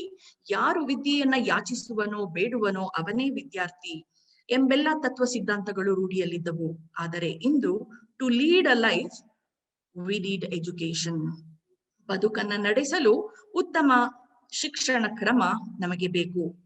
ಇದಕ್ಕೆ ಮೂಲ ಕಾರಣ, ಹಿಂದೆ 64 ಕಲೆಗಳು, 64 ವಿದ್ಯೆಗಳು ಎಂಬಂತೆ ಸೀಮಿತ ರೂಪದ ಜ್ಞಾನ ಕ್ಷೇತ್ರಗಳಿದ್ದವು. ಆದರೆ ಈಗ we can see a large number of avenues for education. ಶಿಕ್ಷಣ ಕ್ಷೇತ್ರ ಇಂದು ಅತ್ಯಂತ ವಿಸ್ತಾರಗೊಳ್ಳುತ್ತಿದೆ. There is no end for education. ಬದುಕಿನುದ್ದಕ್ಕೂ ಕಲಿತರೂ ಕಲಿಯುವುದು ಉಳಿದೇ ಇರುತ್ತದೆ. Knowledge has no bounds. Knowledge is like an ocean. ನಾವೆಷ್ಟೇ ಕಲಿತರೂ ನಮ್ಮ ಕಲಿಕೆ ಸಾಗರದ ಮುಂದೆ ಒಂದು ಪುಟ್ಟ ಕಪ್ಪೆ ಚಿಪ್ಪಿನಲ್ಲಿ ನೀರು ತುಂಬಿಕೊಂಡಂತೆ. ಹೀಗಾಗಿ ಬದುಕುವುದಕ್ಕೆ ಯಾವ ಕಲೆಯನ್ನ ಕರಗತ ಮಾಡಿಕೊಳ್ಳಲು ವ್ಯಕ್ತಿ ಇಚ್ಛೆ ಪಡುವನೋ ಆ ಕ್ಷೇತ್ರದ ಕಲಿಕೆ ಸಾಕು ಎಂಬಂತಹ ಶಿಕ್ಷಣ, ಬದುಕಿಗಾಗಿ ಶಿಕ್ಷಣ ಎಂಬುದು ಈ ಆಧುನಿಕ ಯುಗದ ಅಪೇಕ್ಷೆಯಾಗಿದೆ ಎನ್ನಬಹುದು. ಮೂರನೆಯದಾಗಿ ಜೀವನೋಪಾಯ ಮಾರ್ಗ ಕಲ್ಪಿಸುವಿಕೆ ಮತ್ತು ಆಜೀವ ಕಲಿಕೆ. ಈ ಹೊಸ ಶಿಕ್ಷಣ ನೀತಿಯು ವೃತ್ತಿ ಆಧಾರಿತ ಶಿಕ್ಷಣಕ್ಕೆ ಹೆಚ್ಚು ಒತ್ತು ನೀಡುವ ಮೂಲಕ ದೇಶದ ಪ್ರತಿಯೊಬ್ಬ ಯುವಕನು ಸಾಕ್ಷರನಾಗಬೇಕು ಎನ್ನುವ ಒಂದು ಭಾವನೆಯನ್ನ ತಳೆಯಲಾಗಿದೆ. ಜೊತೆಗೆ ತನ್ನ ಉದ್ಯೋಗವನ್ನ ತಾನೇ ಗಳಿಸುವ ಶಿಕ್ಷಣದ ಮೂಲಕ ಆರ್ಥಿಕ ಸ್ವಾವಲಂಬಿಯಾಗಬೇಕು. ಇದರಿಂದ ದೇಶದಲ್ಲಿ ನಿರುದ್ಯೋಗ ಸಮಸ್ಯೆ ಎಂದಿಗೂ ಹುಟ್ಟಬಾರದು ಎಂಬ ಆಶಯವನ್ನ ಇಲ್ಲಿ ಹೊಂದಲಾಗಿದೆ. ಅಲ್ಲದೆ ಒಬ್ಬ ವಿದ್ಯಾರ್ಥಿ ತನ್ನ ಕಲಿಕಾ ಹಂತದಲ್ಲಿ ಅನಿವಾರ್ಯವಾಗಿ ತನ್ನ ಶಿಕ್ಷಣವನ್ನ ಅರ್ಧಕ್ಕೆ ಮೊಟಕುಗೊಳಿಸುವ ಸಂದರ್ಭ ಒದಗಿದಲ್ಲಿ ಅದನ್ನ ಮುಂದೆ ಎಂದಾದರೂ ಪೂರ್ಣಗೊಳಿಸಿಕೊಳ್ಳುವ ವಿಶೇಷ ಅವಕಾಶವನ್ನ ಒದಗಿಸಲಾಗುತ್ತದೆ. ಕೌಟುಂಬಿಕ ಹೊಣೆಗಾರಿಕೆಯಿಂದಲೋ ಆರ್ಥಿಕ ಅಥವಾ ಆರೋಗ್ಯ ಸಮಸ್ಯೆಯಿಂದಲೋ ನಿಲ್ಲಿಸಿದ್ದ ಶಿಕ್ಷಣವನ್ನ ಮುಂದೆ ಅನುಕೂಲವಾದಾಗ ಪೂರ್ಣವಾಗಿ ಕಲಿಯುವ, ಆ ಮೂಲಕ ಪದವಿ ಪಡೆಯುವ ಅವಕಾಶವನ್ನ ಈ ಹೊಸ ಶಿಕ್ಷಣ ನೀತಿಯಲ್ಲಿ ಕಲ್ಪಿಸಲಾಗಿದೆ.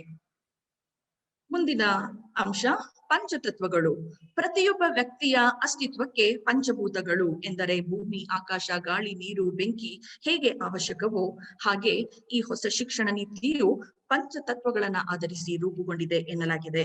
ಅವು ಅಕ್ಸೆಸ್, ಈಕ್ವಿಟಿ, ಕ್ವಾಲಿಟಿ, ಅಫೋರ್ಡಬಿಲಿಟಿ ಮತ್ತು ಅಕೌಂಟಬಿಲಿಟಿ. ಎಂದರೆ ಗಳಿಕೆ, ಬದ್ಧತೆ, ಗುಣಮಟ್ಟ, ಸಾಮರ್ಥ್ಯ ಮತ್ತು ಹೊಣೆಗಾರಿಕೆ. ಈ ಪಂಚತತ್ವಗಳನ್ನ ಆಧರಿಸಿ ಈ ರಾಷ್ಟ್ರೀಯ ಶಿಕ್ಷಣ ನೀತಿಯನ್ನ ರೂಪಿಸಲಾಗಿದೆ ಎನ್ನಲಾಗಿದೆ.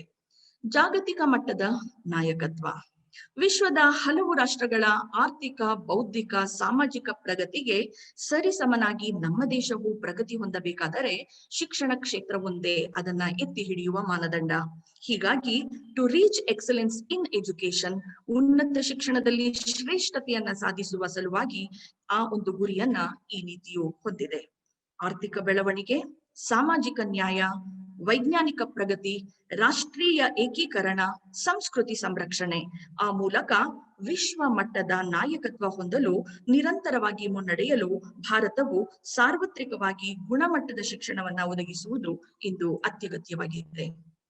ಇನ್ನು ಈ ಒಂದು ನೀತಿಯ ದೂರದರ್ಶಿತ್ವ, ವಿಷನ್, ಅದನ್ನ ಕುರಿತು ಹೇಳುವುದಾದರೆ, ರಾಷ್ಟ್ರೀಯ ಶಿಕ್ಷಣ ನೀತಿಯು ಕೇಂದ್ರಿತ ಶಿಕ್ಷಣ ವ್ಯವಸ್ಥೆಯನ್ನ ರೂಪಿಸುವ ಆ ಮೂಲಕ ಎಲ್ಲರಿಗೂ ಉನ್ನತ ಗುಣಮಟ್ಟದ ಶಿಕ್ಷಣವನ್ನ ನೀಡುವ ವಿಶಾಲ ದೃಷ್ಟಿಕೋನವನ್ನ ಹೊಂದಿದೆ.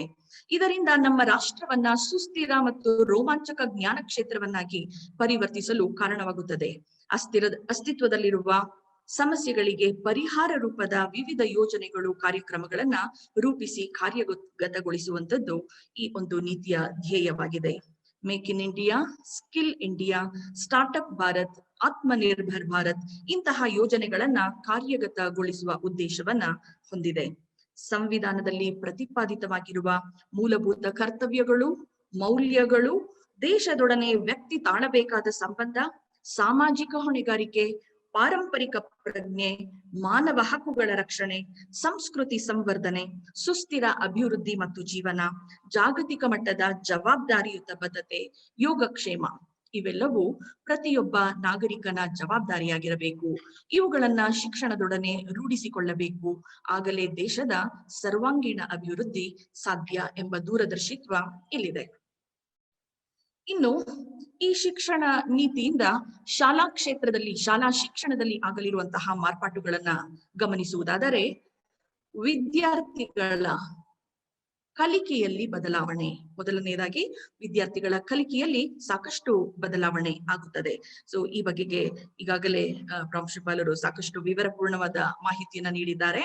ಹೊಸ ಶಿಕ್ಷಣ ನೀತಿಯಲ್ಲಿ ಪ್ರತಿ ಮಗುವಿನ ಔಪಚಾರಿಕ ಶಾಲಾ ಶಿಕ್ಷಣಕ್ಕೆ ಆದ್ಯತೆ ನೀಡಲಾಗಿದೆ. ಎನ್ಇಪಿಯ ಬಹುದೊಡ್ಡ ಪರಿಣಾಮ ಎಂದರೆ ವಿದ್ಯಾರ್ಥಿಗಳ ಕಲಿಕೆ ಹೇಗೆ ಎಂಬುದು. ಚಟುವಟಿಕೆ ಆಧಾರಿತ, ವೈಯಕ್ತಿಕ ಆಯ್ಕೆ ಆಧಾರಿತ, ಸರಳ ತಂತ್ರಜ್ಞಾನ ಆಧಾರಿತ ಮತ್ತು 21ನೇ ಶತಮಾನಕ್ಕೆ ಅಗತ್ಯ ಕೌಶಲ್ಯಗಳ ಕಲಿಕೆ ಆಧಾರಿತ ಈ ಬಗೆಯ ಪಠ್ಯಕ್ರಮ ಸಹಜವಾಗಿ ವಿದ್ಯಾರ್ಥಿ ಸಮುದಾಯವನ್ನ ಆಕರ್ಷಿಸುವುದರಲ್ಲಿ ಸಂದೇಹವಿಲ್ಲ. ಇದರ ಪರಿಣಾಮವಾಗಿ ಪ್ರಸ್ತುತ ಶಾಲೆಯಿಂದ ಹೊರಗಿರುವ ಸುಮಾರು 3.22 ಕೋಟಿಗೂ ಅಧಿಕ ಮಕ್ಕಳನ್ನ ಈ ಶಿಕ್ಷಣ ವ್ಯವಸ್ಥೆಯೊಳಗೆ ಒಳಪಡಿಸಲು ಅಂದಾಜಿಸಲಾಗಿದೆ. ಎರಡನೆಯದಾಗಿ ಮೌಲ್ಯಮಾಪನ ಕ್ರಮದಲ್ಲಿ ಬದಲಾವಣೆ. ಎನ್ಇಪಿಯ ಬಹು ಮುಖ್ಯ ಪರಿಣಾಮಗಳಲ್ಲಿ ವಿದ್ಯಾರ್ಥಿಗಳ ಬೌದ್ಧಿಕ ಮೌಲ್ಯಮಾಪನ ಕ್ರಮದಲ್ಲಿ ಆಗಲಿರುವ ಬದಲಾವಣೆ ಎನ್ನಬಹುದು.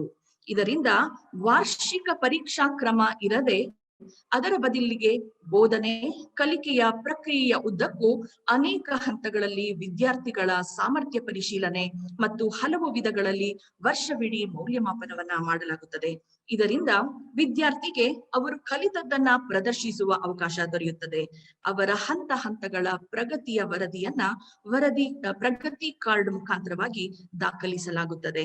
ಪ್ರತಿ ಶೈಕ್ಷಣಿಕ ವರ್ಷದಲ್ಲಿ ಪರೀಕ್ಷೆಗಳು ನಡೆಯುವ ಬದಲು ಶಾಲಾ ವಿದ್ಯಾರ್ಥಿಗಳು 3, 5 ಮತ್ತು 8ನೇ ತರಗತಿಗಳಲ್ಲಿ ಕೇವಲ 3 ಪರೀಕ್ಷೆಗಳಿಗೆ ಹಾಜರಾಗುತ್ತಾರೆ. ಬೋರ್ಡ್ ಪರೀಕ್ಷೆಗಳನ್ನ 10 ಮತ್ತು 12ನೇ ತರಗತಿಗಳಿಗೆ ಮುಂದುವರಿಸಲಾಗಿದೆ. ಇದಕ್ಕಾಗಿ ನಿರ್ದಿಷ್ಟ ಮಾನದಂಡಗಳನ್ನ ಫರಕ್ ಎನ್ನುವ ಸಂಸ್ಥೆಯು ನಿರ್ಧರಿಸುವುದು ಎನ್ನಲಾಗಿದೆ.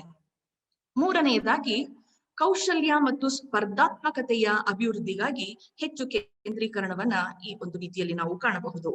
21ನೇ ಶತಮಾನಕ್ಕೆ ಅಗತ್ಯವಾದ ತಂತ್ರಜ್ಞಾನ ಮತ್ತು ಗಣಿತಜ್ಞತೆಗಳನ್ನ, ಕೋಡಿಂಗ್ ಮೊದಲಾದಂತಹ ಕೌಶಲ್ಯಗಳ ಕಲೆಗೆ ಹೆಚ್ಚು ಒತ್ತು ನೀಡಲಾಗಿದೆ. ವಿಷಯಗಳ ಆಯ್ಕೆಯಲ್ಲಿ ಹೆಚ್ಚಿನ ಸ್ವಾತಂತ್ರ್ಯವಿದ್ದು ಅದರ ಜೊತೆಗೆ ವೈಯಕ್ತಿಕ ಆಸಕ್ತಿಯ ಯಾವುದೇ ನಾನ್ ಅಕಾಡೆಮಿಕ್ ಕೌಶಲ್ಯ ಕಲಿಕೆಯನ್ನು ಕೂಡ ಮಾಡಬಹುದಾಗಿರುತ್ತದೆ. ಇದರಿಂದಾಗಿ ಶಾಲಾ ಶಿಕ್ಷಣ ವ್ಯವಸ್ಥೆಗೆ ಸಹಜವಾಗಿ ಮಕ್ಕಳು ಆಕರ್ಷಿತರಾಗುವುದರಲ್ಲಿ ಸಂದೇಹವಿಲ್ಲ. ಕಲಿಕೆ ಮತ್ತು ಸ್ಪರ್ಧಾತ್ಮಕ ಮನೋಭಾವದ ಬೆಳವಣಿಗೆಯಿಂದಾಗಿ ವಿದ್ಯಾರ್ಥಿಗಳಲ್ಲಿ ತಮ್ಮ ಸಾಮರ್ಥ್ಯ ಪ್ರದರ್ಶನದ ಹಲವು ಅವಕಾಶಗಳು ನಿರಂತರವಾಗಿ ಲಭಿಸುತ್ತಿರುತ್ತವೆ. ಇದಲ್ಲದೆ ವಾರ್ಷಿಕ ಪರೀಕ್ಷೆಗಳ ಭಯದಿಂದ ಮುಕ್ತಗೊಂಡು ವರ್ಷದುದ್ದಕ್ಕೂ ಪ್ರಗತಿಯ ಕ್ಷಣಗಳ ಸಂತಸವನ್ನ ವಿದ್ಯಾರ್ಥಿಗಳು ಕಾಣಬಹುದು. ಹೀಗೆ ಅವರು ಗಳಿಸಿದ ಕ್ರೆಡಿಟ್ಸ್ ಗಳನ್ನ ಒಟ್ಟಾರೆಯಾಗಿ ಒಂದೆಡೆ ಕ್ರೋಢೀಕರಿಸುವ ಕಾರಣದಿಂದ ಡಿಜಿಟಲ್ ಅಕ್ಯುಮುಲೇಷನ್ ಆಫ್ ಕ್ರೆಡಿಟ್ಸ್ ನ ಮುಖಾಂತರವು ವಿದ್ಯಾರ್ಥಿಯ ಸಾಮರ್ಥ್ಯ ಮಾಪನ ನಿರಂತರವಾಗಿರುತ್ತದೆ. ನಾಲ್ಕನೆಯದಾಗಿ ಮುಕ್ತ ಮತ್ತು ದೂರ ಶಿಕ್ಷಣ, ಓಪನ್ ಅಂಡ್ ಡಿಸ್ಟೆನ್ಸ್ ಲರ್ನಿಂಗ್. ಸಾಮಾಜಿಕವಾಗಿ ಮತ್ತು ಆರ್ಥಿಕವಾಗಿ ಅನುಕೂಲವಿಲ್ಲದ ವಿದ್ಯಾರ್ಥಿಗಳಿಗೂ ಮುಕ್ತ ಮತ್ತು ದೂರ ಶಿಕ್ಷಣ ಪದ್ಧತಿಗಳ ಮೂಲಕ ಶಿಕ್ಷಣ ತಲುಪಲು ಸಾಧ್ಯವಾಗುತ್ತದೆ. ಕಲಿಕೆಯ ಪ್ರತಿ ಹಂತದಲ್ಲಿಯೂ ಉತ್ತಮ ಸಮಾಲೋಚನೆಯ ಸೌಲಭ್ಯ ಕೌನ್ಸಿಲಿಂಗ್ ಸರ್ವಿಸಸ್ ಪ್ರತಿ ವಿದ್ಯಾರ್ಥಿಗೂ ದೊರೆಯುವುದರಿಂದ ಪ್ರತಿ ವಿದ್ಯಾರ್ಥಿಯ ಕಲಿಕೆ ಮತ್ತು ಪ್ರಗತಿಗೆ ಪ್ರತಿ ಶಾಲೆಯಿಂದಲೂ ಅತ್ಯುತ್ತಮ ಸಹಕಾರ ಲಭ್ಯವಾಗುತ್ತದೆ. ಈ ನಿಟ್ಟಿನಲ್ಲಿ 2030 ವೇಳೆಗೆ 3 ರಿಂದ 18 ವಯೋಮಾನದ ಪ್ರತಿ ಮಗುವಿಗೂ ಶಾಲಾ ಶಿಕ್ಷಣ ಲಭಿಸುವಂತಾಗುತ್ತದೆ. ಸಾಮಾಜಿಕವಾಗಿ ಮತ್ತು ಆರ್ಥಿಕವಾಗಿ ಅನುಕೂಲವಿಲ್ಲದ ವಿದ್ಯಾರ್ಥಿಗಳಿಗೆ ಸ್ಪೆಷಲ್ ಎಜುಕೇಶನ್ ಝೋನ್ ವಿಶೇಷ ಶಿಕ್ಷಣ ವಲಯಗಳನ್ನ ಸ್ಥಾಪಿಸಲಾಗುವುದು. ಇದರಿಂದ ವಿದ್ಯಾರ್ಥಿಗಳು ಶಿಕ್ಷಣದಿಂದ ವಿಮುಖರಾಗುವುದನ್ನ ತಪ್ಪಿಸಬಹುದು. ಇನ್ನು ಉನ್ನತ ಶಿಕ್ಷಣದಲ್ಲಿ ವಿದ್ಯಾರ್ಥಿಗಳಿಗೆ ಒದಗುವ ಅವಕಾಶಗಳನ್ನ ಕುರಿತು ಹೇಳುವುದಾದರೆ, ಮೊದಲನೆಯದಾಗಿ ಬಹುಶಿಸ್ತೀಯ ಅಧ್ಯಯನ. ಉನ್ನತ ಶಿಕ್ಷಣದಲ್ಲಿ ವಿದ್ಯಾರ್ಥಿಗಳಿಗೆ ಬಹುಶಿಸ್ತೀಯ ಕಲಿಕೆಗೆ ಹೆಚ್ಚು ಪ್ರಾಧಾನ್ಯ ನೀಡಲಾಗುವುದು. ಪಾಶ್ಚಾತ್ಯ ದೇಶಗಳಲ್ಲಿ ಇರುವಂತೆ ಇಲ್ಲಿಯೂ ಕೂಡ 3 ಹಂತಗಳ ಶ್ರೇಣೀಕೃತ ಸಾಂಸ್ಥಿಕ ರಚನೆ 3 tiered ಎಜುಕೇಶನ್ ಇನ್ಸ್ಟಿಟ್ಯೂಷನ್ಸ್. ಮೊದಲನೇದಾಗಿ ಸಂಶೋಧನಾ ವಿಶ್ವವಿದ್ಯಾಲಯಗಳು, ಎರಡನೇದಾಗಿ ಬೋಧನಾ ವಿಶ್ವವಿದ್ಯಾಲಯಗಳು, ಮೂರನೇದಾಗಿ ಸ್ವಾಯತ್ತ ಪದವಿ ಕಾಲೇಜುಗಳು. 2035 ವೇಳೆಗೆ ಎಲ್ಲ ಸ್ವಾಯತ್ತ ಪದವಿ ಕಾಲೇಜುಗಳು ಸ್ವತಂತ್ರವಾಗಿ ಪದವಿ ಪ್ರದಾನ ಮಾಡುವ ಸಂಸ್ಥೆಗಳು ಎನಿಸುತ್ತವೆ. ಅಲ್ಲದೆ ಇದುವರೆಗೆ ಏಕಶಿಸ್ತೀಯ ದ್ವೀಪಗಳಂತಿದ್ದ IIM, IIT, AIIMS ಮೊದಲಾದವುಗಳು ಇತರ ರಾಷ್ಟ್ರಗಳಂತೆ multi disciplinary education and research ಯೂನಿವರ್ಸಿಟಿಗಳಾಗಿ ಮಾರ್ಪಡುವಂತಹ ಸಾಧ್ಯತೆ ಇದೆ. ಮುಂದಿನದು ಬಹು ಪ್ರವೇಶ ಬಹು ನಿರ್ಗಮನ multiple entry and multiple exit. ಉನ್ನತ ಶಿಕ್ಷಣ ಸಂದರ್ಭದಲ್ಲಿ ವಿದ್ಯಾರ್ಥಿಗಳಿಗೆ ಬಹುಶಿಸ್ತೀಯ ಪದವಿಗಳ ಆಯ್ಕೆಯ ಜೊತೆಗೆ ಅನೇಕ ನಿರ್ಗಮನ ಮತ್ತು ಪ್ರವೇಶಗಳ ಆಯ್ಕೆಯನ್ನ ಇಲ್ಲಿ ಒದಗಿಸಲಾಗಿದೆ. ಇದು ವಿದ್ಯಾರ್ಥಿಗಳ ಆಜೀವ ಕಲಿಕೆಗೂ ಕೂಡ ಅವಕಾಶ ನೀಡುತ್ತದೆ. ಹೀಗಾಗಿ 1 ವರ್ಷದ ಪದವಿ ಅಧ್ಯಯನದ ಅನಂತರ 1 ಪ್ರಮಾಣ ಪತ್ರ, 2 ವರ್ಷಗಳ ವ್ಯಾಸಂಗ ಮುಗಿದಾಗ ಡಿಪ್ಲೊಮೊ ಪ್ರಮಾಣ ಪತ್ರ, 3 ವರ್ಷಗಳ ಪದವಿಯ ಅನಂತರ 1 ಪ್ರಮಾಣ ಪತ್ರ, ಅನಂತರ ಸ್ನಾತಕೋತ್ತರ ಸಂದರ್ಭದ ಪ್ರಮಾಣ ಪತ್ರ, ಈ ಬಗೆಯ ಒಂದು ಪ್ರಾಪ್ತಿಗೆ ಅವಕಾಶ ಇರುತ್ತದೆ.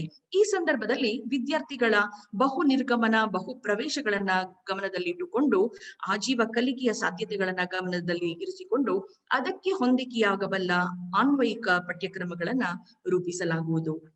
ಮುಂದಿನದು ಮುಕ್ತ ಮತ್ತು ದೂರ ಶಿಕ್ಷಣ. ಶಾಲಾ ಶಿಕ್ಷಣದಂತೆ ಉನ್ನತ ಶಿಕ್ಷಣದಲ್ಲಿಯೂ ಮುಕ್ತ ಮತ್ತು ದೂರ ಶಿಕ್ಷಣಕ್ಕೆ ಅವಕಾಶ ನೀಡಲಾಗಿದೆ. ಒಟ್ಟು ದಾಖಲಾತಿಯ ಅನುಪಾತವನ್ನ ಹೆಚ್ಚಿಸುವಲ್ಲಿ ಮಹತ್ವದ ಪಾತ್ರ ವಹಿಸಲು ಈ ಅಂಶ ನೆರವಾಗುತ್ತದೆ. ಅಕ್ಸೆಸ್, ಈಕ್ವಿಟಿ ಅಂಡ್ ಇನ್ಕ್ಲೂಷನ್, ಗಳಿಕೆ, ಸಾಮ್ಯತೆ ಮತ್ತು ಸಮನ್ವಯತೆಯ ದೃಷ್ಟಿಯಿಂದ ಈ ಮುಕ್ತ ಮತ್ತು ದೂರ ಶಿಕ್ಷಣವನ್ನ ಸಾಮಾಜಿಕವಾಗಿ ಮತ್ತು ಆರ್ಥಿಕವಾಗಿ ಅನುಕೂಲವಿಲ್ಲದ ವಲಯಗಳಲ್ಲಿ ವಿಸ್ತರಿಸಲಾಗುತ್ತದೆ. 4ನೇದಾಗಿ ಆನ್ಲೈನ್ ಶಿಕ್ಷಣ ಮತ್ತು ಡಿಜಿಟಲ್ ಶಿಕ್ಷಣ. ಉನ್ನತ ಶಿಕ್ಷಣ ಸಂದರ್ಭದಲ್ಲಿ ಆನ್ಲೈನ್ ಶಿಕ್ಷಣ ವಾಹಿನಿಗಳ ಮೂಲಕ, ಉದಾಹರಣೆಗೆ ಸ್ವಯಂ, study webs of active learning for young aspiring minds, DIKSHA, digital infrastructure for knowledge sharing, ಈ ಬಗೆಯ ಶೈಕ್ಷಣಿಕ ಯೋಜನೆಗಳು ಕೆಲವು ವರ್ಷಗಳಲ್ಲಿಯೇ ಗ್ರಾಸ್ ಎನ್ರೋಲ್ಮೆಂಟ್ ರೇಷಿಯೋ ಹೆಚ್ಚಳಕ್ಕೆ ನೆರವಾಗುವುದು ಎನ್ನಲಾಗಿದೆ. ಇತ್ತೀಚಿನ ಪೆಂಡಮಿಕ್ ಸಂದರ್ಭದಲ್ಲಿ ಸಾಂಪ್ರದಾಯಿಕ ಶಿಕ್ಷಣ ವಿಧಾನ ನಮಗೆ ಯಾರಿಗೂ ಸಾಧ್ಯವಾಗಲಿಲ್ಲ. ಈ ಸಂದರ್ಭದಲ್ಲಿ ಪರ್ಯಾಯವಾಗಿ ಏರ್ಪಟ್ಟ ಆನ್ಲೈನ್ ಶಿಕ್ಷಣ ಕ್ರಮವು ಬಹುಮಟ್ಟಿಗೆ ಗುಣಮಟ್ಟದ ಶಿಕ್ಷಣವನ್ನ ಒದಗಿಸುವಲ್ಲಿ ಯಶಸ್ವಿಯಾಗಿದೆ ಎನ್ನಬಹುದು. ಇನ್ನು 5ನೇಯದಾಗಿ ವಿದ್ಯಾರ್ಥಿಗಳಿಗೆ ವಿಶೇಷ ಸೌಲಭ್ಯಗಳು. ವಿಷಯಗಳ ಆಯ್ಕೆಯಲ್ಲಿನ ಸ್ವಾತಂತ್ರ್ಯದಿಂದಾಗಿ ವಿದ್ಯಾರ್ಥಿಗಳಿಗೆ ವ್ಯಾಸಂಗ ಕ್ರಮದ ನಿರ್ಧಾರ ಮಾಡುವ ಮುಕ್ತ ಅವಕಾಶವಿರುತ್ತದೆ. ಇದು ನಿಜಕ್ಕೂ ಹೆಚ್ಚಿನ ಸಂಖ್ಯೆಯ ವಿದ್ಯಾರ್ಥಿಗಳನ್ನ ಆಕರ್ಷಿಸಲು ಕಾರಣವಾಗಬಹುದು. ಮತ್ತು ಸೆಸ್ಗಳ ಮೂಲಕ ವೃತ್ತಿಪರ ಶಿಕ್ಷಣಗಳನ್ನ ಒದಗಿಸಿಕೊಡಲಾಗುತ್ತದೆ. ಜೊತೆಗೆ ಹೆಣ್ಣು ಮಕ್ಕಳಿಗೆ ಮತ್ತೆ ದ್ವಿಲಿಂಗಿಗಳಿಗೆ ಸಮಾನ ಶಿಕ್ಷಣ ನೀಡುವ ದೃಷ್ಟಿಯಿಂದ ಜೆಂಡರ್ ಇನ್ಕ್ಲೂಷನ್ ಫಂಡ್ ಕೂಡ ಸ್ಥಾಪನೆ ಮಾಡಲಾಗುತ್ತದೆ. ಇವೆಲ್ಲ ವಿದ್ಯಾರ್ಥಿಗಳಿಗೆ ನೀಡಲಾಗುವ ವಿಶೇಷ ಸೌಲಭ್ಯಗಳು. ಮುಂದಿನದು ಅಂತಾರಾಷ್ಟ್ರೀಕರಣದ ಮೂಲಕ ಶ್ರೇಷ್ಠತೆಯ ಉತ್ತೇಜನ. ಇದು ನಿಜಕ್ಕೂ ಅತ್ಯಂತ ಆಕರ್ಷಣೀಯ ಒಂದು ಅಂಶವಾಗಿದೆ. ಜ್ಞಾನ ಮತ್ತು ಆರ್ಥಿಕತೆಗೆ ನಿರ್ಣಾಯಕವಾಗುವ 2 ವಿಭಿನ್ನ ದೇಶಗಳ ಶೈಕ್ಷಣಿಕ ಚಿಂತನೆಗಳ ವಿನಿಮಯ ನಿಜಕ್ಕೂ ಬಹಳ ಮುಖ್ಯವಾದದ್ದು. ರಾಷ್ಟ್ರೀಯ ಶಿಕ್ಷಣ ನೀತಿ ಪ್ರಸ್ತಾಪಿಸಿರುವ ಸುಧಾರಣೆಗಳು ವಿದ್ಯಾರ್ಥಿಗಳು ಜಾಗತಿಕ ಶಿಕ್ಷಣದ ಕಡೆಗೆ ಹೆಚ್ಚು ಆಕರ್ಷಿತವಾಗುವಂತೆ ಪ್ರೇರೇಪಿಸುತ್ತದೆ. ಭಾರತದ ಉನ್ನತ ಶಿಕ್ಷಣ ಸಂಸ್ಥೆಗಳು ವಿದೇಶಗಳಲ್ಲಿ ತಮ್ಮ ಹೆಜ್ಜೆ ಗುರುತುಗಳನ್ನ ಮೂಡಿಸಲು ಇದರಿಂದ ಸಾಧ್ಯವಾಗುತ್ತದೆ ಎನ್ನಬಹುದು. ಹಾಗೆಯೇ ಪ್ರತಿಷ್ಠಿತ ವಿದೇಶಿ ವಿಶ್ವವಿದ್ಯಾನಿಲಯಗಳಿಗೂ ಕೂಡ ಭಾರತದಲ್ಲಿ ತಮ್ಮ ಕ್ಯಾಂಪಸ್ಗಳನ್ನ ತೆರೆಯಲು ಇದರಿಂದ ಅವಕಾಶ ನೀಡಲಾಗುತ್ತದೆ. ಈ ಬಗೆಯ ಸಹಯೋಗವು ಭಾರತೀಯ ಪಠ್ಯಕ್ರಮದಲ್ಲಿ ಜಾಗತಿಕ ಕೌಶಲ್ಯಗಳನ್ನ ಸಂಯೋಜಿಸಲು ಸಹಾಯಕವಾಗುತ್ತದೆ. ಇದರಿಂದಾಗಿ ಭಾರತದ ವಿದ್ಯಾರ್ಥಿಗಳು ಮತ್ತು ಅಧ್ಯಾಪಕರಿಗೆ ಭಾರತದಲ್ಲಿ ಅಂತಾರಾಷ್ಟ್ರೀಯ ಶಿಕ್ಷಣ ಪರಿಸರದ ವ್ಯವಸ್ಥೆಯನ್ನ ಸೃಷ್ಟಿಸಲಾಗುತ್ತದೆ. ಮುಂದಿನದು ವಿಸ್ತೃತ ವಿದ್ಯಾರ್ಥಿ ವೇತನಗಳು. ಉನ್ನತ ಶಿಕ್ಷಣ ವಲಯದಲ್ಲಿ ಹಲವು ಅವಕಾಶಗಳು ಸೃಷ್ಟಿಯಾಗುವ ಸಾಧ್ಯತೆ ಇರುವುದರಿಂದ ವಿದ್ಯಾರ್ಥಿಗಳಿಗೆ ಸಾಕಷ್ಟು ಆರ್ಥಿಕ ನೆರವನ್ನ ಒದಗಿಸಲಾಗುವುದು. ಎಸ್ಸಿ, ಎಸ್ಟಿ, ಒಬಿಸಿ ಇತರ ವಲಯಗಳಿಗೆ ಸೇರಿದ ವಿದ್ಯಾರ್ಥಿಗಳಿಗೆ ವಿಸ್ತೃತ ಆರ್ಥಿಕ ನೆರವನ್ನ ಮತ್ತು ವಿದ್ಯಾರ್ಥಿ ವೇತನಗಳನ್ನ ನೀಡಲಾಗುವುದು. ಅವರ ಪ್ರಗತಿಯನ್ನ ಬೆಳೆಸಲು ಮತ್ತು ಬೆಂಬಲಿಸಲು ರಾಷ್ಟ್ರೀಯ ವಿದ್ಯಾರ್ಥಿ ವೇತನ ಪೋರ್ಟಲ್ ಅನ್ನು ಸ್ಥಾಪಿಸಲಾಗುವುದು. ಜೊತೆಗೆ ಸಂಶೋಧನಾ ಅನುದಾನ ಲಭ್ಯತೆಯು NRF ಮೂಲಕ, ನ್ಯಾಷನಲ್ ರಿಸರ್ಚ್ ಫೌಂಡೇಶನ್ ಮೂಲಕ ಆಗುವುದು. 8ನೆಯ ವಿಷಯ ಶೈಕ್ಷಣಿಕ ಗುಣಮಟ್ಟದ ಸಂವರ್ಧನೆ.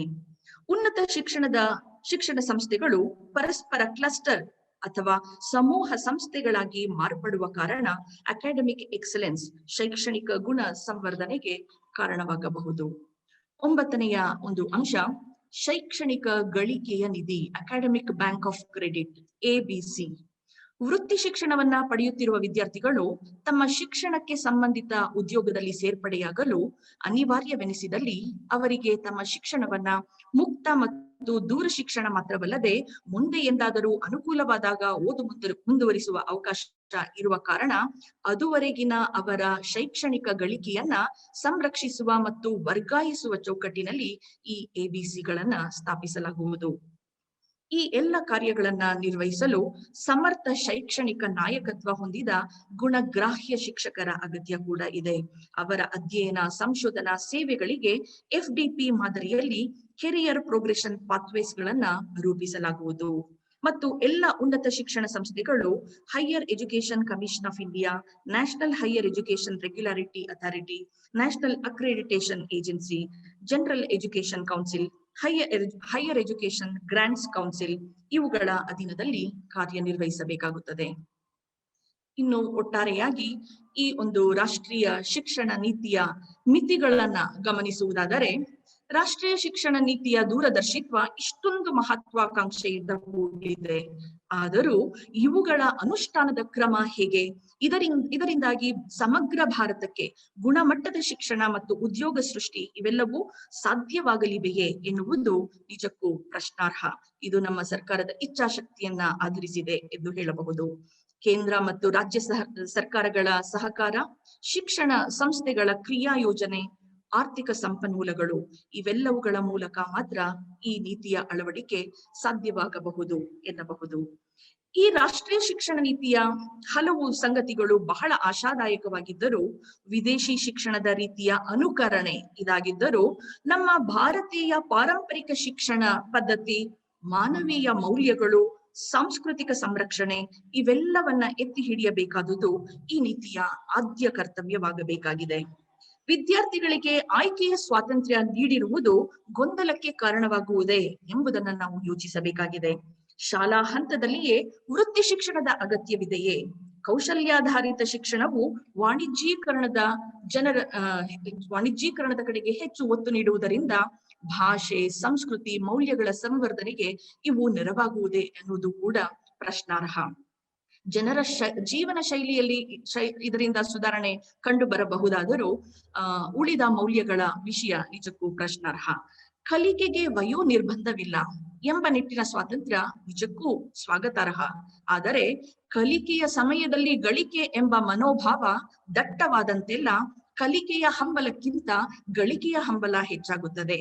ಇದರಿಂದ ಉನ್ನತ ಶಿಕ್ಷಣದಲ್ಲಿ ತೊಡಗುವವರ ಕೊರತೆಯನ್ನ ಎದುರಿಸಬೇಕಾಗಬಹುದು. ಜೊತೆಗೆ ಸತತವಾಗಿ ಓದುವ ಆಸಕ್ತಿ ಕಮರಿ ಹೋಗಿ ಯಾವುದೇ ಬಗೆಯ ನಿಯಮ, ನಿರ್ಬಂಧ, ಒತ್ತಡಗಳಿಲ್ಲದೆ ಓದಿನ ಬಗೆಗೆ ನಿರಾಸಕ್ತಿ ಉಂಟಾಗುವಂತಹ ಸಾಧ್ಯತೆಯೂ ಕೂಡ ಇರುತ್ತದೆ. ಅಲ್ಲದೆ ವಯಸ್ಸಾದಂತೆಲ್ಲ ಗ್ರಹಣ ಶಕ್ತಿಯ ಸಾಮರ್ಥ್ಯ ಕೂಡ ಕುಂದುವ ಸಾಧ್ಯತೆ ಇರುತ್ತದೆ. ಈ ದೃಷ್ಟಿಯಿಂದ ಮಲ್ಟಿಪಲ್ ಎಕ್ಸಿಟ್, ಮಲ್ಟಿಪಲ್ ಎಂಟ್ರಿ ಅನ್ನುವಂಥದ್ದು ನಿಜಕ್ಕೂ ತುಂಬಾ ಯೋಚನೆ ಮಾಡಬೇಕಾದಂತಹ ಒಂದು ವಿಷಯವಾಗಿದೆ. ಇದಲ್ಲದೆ ಭಾಷಾ ನೀತಿಯ ಅನುಷ್ಠಾನದ ಬಗೆಗೂ ಕೂಡ ಸ್ಪಷ್ಟತೆ ಈ ಒಂದು ನೀತಿಯಲ್ಲಿ ನಾವು ಕಾಣಲಾಗುತ್ತಿಲ್ಲ. ವೃತ್ತಿಪರ ಶಿಕ್ಷಣದಿಂದಾಗಿ ವಿದ್ಯಾರ್ಥಿಗಳು ಜ್ಞಾನಾಪೇಕ್ಷೆಗಳೇ ಆಗುವುದಕ್ಕಿಂತ ಧನಾಪೇಕ್ಷೆಗಳಾಗುವಂತಹ ಅಪಾಯ ಇಂದು ಆಗಲಿದೆ. ಪದವಿ ಹಂತದಲ್ಲಿ ನೀಡಲಾಗಿರುವಂತಹ ಸ್ವಾತಂತ್ರ್ಯ ನಿರಂತರ ಓದಿಗೆ ಧಕ್ಕೆ ಉಂಟು ಮಾಡುತ್ತದೆ, ಅವರಲ್ಲಿ ನಿರಾಸಕ್ತಿಗೆ ಪ್ರೇರಣೆ ಆಗುತ್ತದೆ. ಗುರಿ ಒಂದೇ ಇದ್ದಾಗ ಮಾತ್ರ ಏಕಾಗ್ರತೆ ಸಾಧ್ಯವೇ ಹೊರತು ಬಹುಶಿಸ್ತೀಯ ಅಧ್ಯಯನ ಮತ್ತೆ ಆಯ್ಕೆಯಿಂದ ನಿರ್ದಿಷ್ಟತೆಯ ಕೊರತೆ ಉಂಟಾಗಿ ಹಲವು ಗುರಿಗಳನ್ನ ಇಟ್ಟುಕೊಂಡು ಅಭ್ಯಸಿಸುವಂತಹ ಗೊಂದಲ ವಿದ್ಯಾರ್ಥಿಗಳನ್ನ jack of all master of none ಎಂಬ ಸ್ಥಿತಿಗೂ ಕೂಡ ದೂಡಬಹುದು. ಈ ಎಲ್ಲ ಅಡೆತಡೆಗಳನ್ನ ಮೆಟ್ಟಿ ನಿಂತು ದೇಶದ ವಿದ್ಯಾರ್ಥಿಗಳಿಗೆ ಅತ್ಯುತ್ತಮ ಶಿಕ್ಷಣ ವ್ಯವಸ್ಥೆಯನ್ನ ಕಲ್ಪಿಸಲು ಸಾಧ್ಯವಾಗುವುದಾದರೆ ಮಾತ್ರ ಈ ನೂತನ ರಾಷ್ಟ್ರೀಯ ಶಿಕ್ಷಣ ನೀತಿ 2020 ಅದು ಯಶಸ್ವಿಯಾಗುವುದರಲ್ಲಿ ಸಂದೇಹವಿಲ್ಲ. ತಮ್ಮೆಲ್ಲರ ಸಹನೆಗೆ ವಂದನೆಗಳು. ನನ್ನ ಅಭಿಪ್ರಾಯಗಳನ್ನ ಮಂಡಿಸಲು ಅವಕಾಶ ನೀಡಿದ ಆಯೋಜಕರಿಗೆ, ಈ ಜಾಲಗೋಷ್ಠಿಯಲ್ಲಿ ಪಾಲ್ಗೊಂಡ ಎಲ್ಲ ಸಹೃದಯರಿಗೆ ನನ್ನ ಅನಂತ ಧನ್ಯವಾದಗಳನ್ನ ಅರ್ಪಿಸುತ್ತೇನೆ. Thank you, ma'am. Thank you for your presentation. I ask the participants if you have any queries with both the panelists. It's the time for question and answer. If you have any queries, please raise your hand and you can unmute your mic and ask your question. Can I? Yes. This is Dr. Emmanuel Malekar speaking. Can I speak, sir? Yes, Malekar. Yeah. First of all, I should say that both the resource persons, they are presented very beautifully about this national policy. ನನಗೇನು ಹೇಳಬೇಕಾಗಿದೆ ಅಂದ್ರೆ ಇಲ್ಲಿ ಇಬ್ಬರು ಬಹಳ ಸವಿಸ್ತಾರವಾಗಿ ಆ ಒಂದು national policy ಬಗ್ಗೆ ನಮಗೆ ತಿಳಿಸ್ಕೊಟ್ರು. ಆನಂತರ ಇಬ್ಬರಲ್ಲಿ ಕೂಡ ಒಂದು ನಾನು ಗಮನಿಸಿದ್ದೇನೆಂದ್ರೆ, both of them they have got the concern for the poor, the least and the last. ಯಾಕಂದ್ರೆ ಇಬ್ಬರಲ್ಲೂ ಕೂಡ ಬಡ ಮಕ್ಕಳಿಗೋಸ್ಕರವಾಗಿ, ಹಳ್ಳಿಗಳಲ್ಲಿರುವಂತಹ ಜನರಿಗೋಸ್ಕರವಾಗಿ ನಾವು ಏನೆಲ್ಲ ಮಾಡ್ಬೇಕಂತ ಕಳಕಳಿಯನ್ನು ನಾನು ಅವರ ಇಬ್ಬರು ವಿದ್ವಾಂಸರಲ್ಲಿ ಕಂಡುಕೊಂಡೆ. ನಾವು ಕ್ವಶನ್ಸ್, ಫಸ್ಟ್ ಆಫ್ ಆಲ್ ನಮ್ಮ ಪ್ರಭಾಕರ್ ಸರ್ ಹೇಳಿದ ಹಾಗೆ pre primary education has become part, ಬಹಳ ಒಳ್ಳೇದು. ಆದ್ರೆ ಒಂದು ಇಲ್ಲಿ ಪ್ರಶ್ನೆ ಅಂದ್ರೆ, ಇಲ್ಲಿಯವರೆಗೆ ಅದು ಇರಲಿಲ್ಲ, ಈಗ ಅದು ಬಂದಿದೆ. Lot of training is very much required for pre education system. ಎರಡನೇ ಪ್ರಶ್ನೆ ಅಂತಂದ್ರೆ, ಸರ್ ಹೇಳಿದ್ರು ಮೀಡಿಯಂ ಬಗ್ಗೆ ಬಹಳಷ್ಟು ಗೊಂದಲಗಳನ್ನು ಕ್ರಿಯೇಟ್ ಮಾಡಿದೆ. ನನ್ನ ಒಂದು ಸಣ್ಣ ಪ್ರಶ್ನೆ ಅವ್ರಿಗೆ ಏನಂದ್ರೆ, ಇಂಥ ಸ್ಥಿತಿಗಳಲ್ಲಿ ನಮ್ ಇಂಗ್ಲಿಷ್ ಕೂಡ ಅಷ್ಟೇ ಪ್ರಾಮುಖ್ಯ ಎಂಬುದು ಎಲ್ಲರಿಗೂ ಗೊತ್ತು. ಇಂಗ್ಲಿಷಕ್ಕೆ ಈ ಒಂದು ಹೊಸ ಒಂದು ನೀತಿ ಎಷ್ಟರ ಮಟ್ಟಿಗೆ ಪೂರಕವಾಗಿದೆ, ಅದರ ಸ್ಥಾನ ಏನು ಎಂಬುದಾಗಿ ನಾನು ಅವರ ಬಾಯಿಂದ ಕೇಳಲಿಕ್ಕೆ ಇಷ್ಟಪಡ್ತೇನೆ. ಮೇಡಮ್ ಅವರು ಕೂಡ ಒಂದು ಪ್ರಶ್ನೆಯನ್ನು ಕೇಳಲಿಕ್ಕೆ ಇಷ್ಟಪಡ್ತೇನೆ. Madam, you presented very well and you said that education for life is the principle behind this. ನನಗೆ ಬಹಳ ಆಶ್ಚರ್ಯ ಆಗ್ತಂದ್ರೆ, ನಮ್ಮ ಎಲ್ಲ ಹಿಂದಿನ ನೀತಿ ಶಿಕ್ಷಣಗಳು, ಆಲ್ ಪಾಲಿಸೀಸ್, ಕಮಿಷನ್ಸ್, ಅವರೆಲ್ಲ need based education, career oriented education, equip for life ಎಲ್ಲ ಹೇಳ್ತಾ ಬಂದಿದೆ. ನನ್ನ ಒಂದು ಪ್ರಶ್ನೆ ಅಂದ್ರೆ, ಈ ಒಂದು ಹೊಸ ನೀತಿ ಎಷ್ಟರ ಮಟ್ಟಿಗೆ ಈ ಒಂದು ಪಾಲಿಸಿಯನ್ನು ಟ್ರಾನ್ಸ್ಲೇಟ್ ಮಾಡ್ಲಿಕ್ಕೆ ಪೂರಕವಾಗಿದೆ, ಎಷ್ಟರ ಮಟ್ಟಿಗೆ ಅನುಷ್ಠಾನಕ್ಕೆ ತರಬಹುದು? ಈ ಎರಡು ಪ್ರಶ್ನೆಗಳನ್ನು ನಾನು ನಮ್ಮ ಸಂಪನ್ಮೂಲ ವ್ಯಕ್ತಿಗಳಿಗೆ ನಾನು ಹಾಕ್ತಾ ಇದ್ದೇನೆ. Thank you for giving me the opportunity. Thank you sir. Sir, ಈ ಭಾಷಾ ನೀತಿಯ ಬಗ್ಗೆ ನೀವು ಹೇಳಿದಂತ ಪ್ರಶ್ನೆ ಅದು ಸೂಕ್ತವಾಗಿದೆ. ಯಾಕಂದ್ರೆ ಈ ಹೊಸ ಶಿಕ್ಷಣ ನೀತಿಯಲ್ಲಿ ಕೂಡ ಅಲ್ಲಿ ಇಂಗ್ಲಿಷ್ ಕಲಿಕೆಯ ಬಗ್ಗೆ ಸ್ಪಷ್ಟತೆ ಇಲ್ಲ. ಮುಖ್ಯವಾಗಿ ಅಲ್ಲಿ ಅವರು ಏನು ಒಂದು ಶಬ್ದ ಬಳಕೆ ಮಾಡಿದ್ದಾರೆ ಅಂದರೆ ವೆರೆವರ್ ಪಾಸಿಬಲ್ ಅಂತ, ಎಲ್ಲೆಲ್ಲಿ ಸಾಧ್ಯವೋ ಅಂತ. ಅಂದರೆ ನಿಜವಾಗಿ ಅದು ಈ ಬಡ ವಿದ್ಯಾರ್ಥಿಗಳಿಗೆ ಕನಿಷ್ಠ 8ನೇ ತರಗತಿ ಬರುವ ತನಕ, ಅಂದ್ರೆ ಮುಖ್ಯವಾಗಿ ಮೈಗ್ರೆಂಟ್ ವರ್ಕರ್ಸ್ ನ ಮಕ್ಕಳಿಗೆ ಅಪ್ ಟು 8th ಸ್ಟ್ಯಾಂಡರ್ಡ್ ಅವರು ಬರುವ ತನಕ ಇಂಗ್ಲಿಷ್ ಭಾಷೆಯ ಶಿಕ್ಷಣ ಅವರಿಗೆ ಸಿಗುವಂತ ಸಾಧ್ಯತೆ ಬಹಳಷ್ಟು ಕಡಿಮೆ. ಇಲ್ಲಿ ನಾನು ಅದೇ ಕನ್ಸರ್ನ್ ಅನ್ನು ಹೇಳಿರುವಂತದ್ದು ಏನೆಂದರೆ ಆ ಹೊಸ ಶಿಕ್ಷಣ ನೀತಿಯಲ್ಲಿ ಕೂಡ ಈ ಮುಖ್ಯವಾಗಿ ಬಡ ಮತ್ತು ತೀರಾ ಕೆಳ ಅಂಚಿನಲ್ಲಿರುವಂತ ವಿದ್ಯಾರ್ಥಿಗಳಿಗೆ ಅವರು 8ನೇ ತರಗತಿ ಬರುವ ತನಕವೂ ಕೂಡ ಇಂಗ್ಲಿಷ್ ಭಾಷೆಯ ಶಿಕ್ಷಣ ದೊರಕದೆ ಹೋದಾಗ ಅವರು ಈ ಇಡೀ ಅಂತಾರಾಷ್ಟ್ರೀಯ ಅಥವಾ ದೇಶೀಯವಾಗಿ ಹೊಸತಾಗಿ ತೆರೆದುಕೊಳ್ಳಬಹುದಾದಂತ ಯಾವುದೇ ಒಂದು ವ್ಯವಸ್ಥೆಗೆ ತಮ್ಮನ್ನು ಒಗ್ಗಿಕೊಳ್ಳಿಕ್ಕೆ ಅವರಿಗೆ ಸಾಧ್ಯ ಆಗುವುದಿಲ್ಲ ಎಂಬಂತ ಒಂದು ಕನ್ಸರ್ನ್ ಅಲ್ಲಿ ಹೇಳಿರುವಂತದ್ದು. Thank you sir. Thank you. Thank you. ನಿಮ್ಮ ಆಲೋಚನೆ ಅತ್ಯಂತ ಸಹಜವಾಗಿದೆ. ನಿಜಕ್ಕೂ ಈ ಶಿಕ್ಷಣ ನೀತಿಯ ಒಂದು ಅಂಶ ಅತ್ಯಂತ ಪ್ರಶ್ನಾರ್ಹವಾದದ್ದು. ನಮ್ಮ ಪ್ರಾಚೀನ ಕಲಿಕೆ, ಗುರುಕುಲ ಸಂದರ್ಭದ ಒಂದು ಕಲಿಕೆ ಇರಬಹುದು, ಅಲ್ಲಿಂದ ಮುಂದುವರಿದ ಅನೇಕ ಶಿಕ್ಷಣ ನೀತಿಗಳು ಅದು ಅತ್ಯಂತ ಸಮಾಜಕ್ಕೆ ಹೊಂದಿಕೆಯಾಗುವಂತಹ ರೂಪದಲ್ಲಿತ್ತು.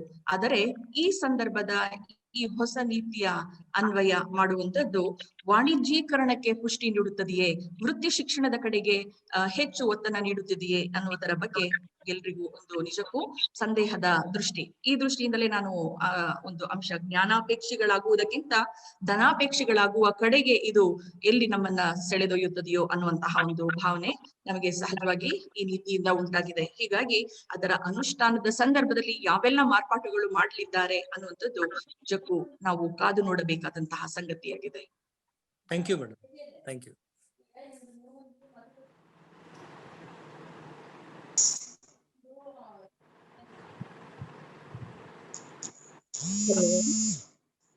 Thank you.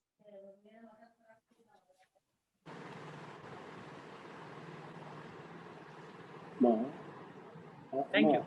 You are going to ask Achal to offer the vote of thanks, and also ask him to pronounce benediction.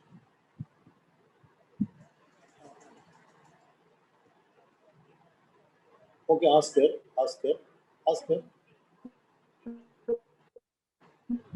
Yes.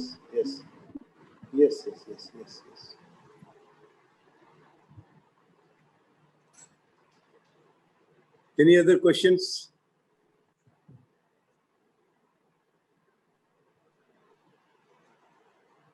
No other questions?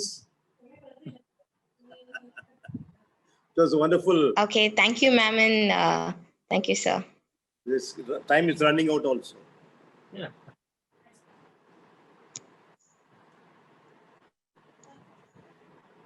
If there is no more questions, we can proceed with the vote of thanks.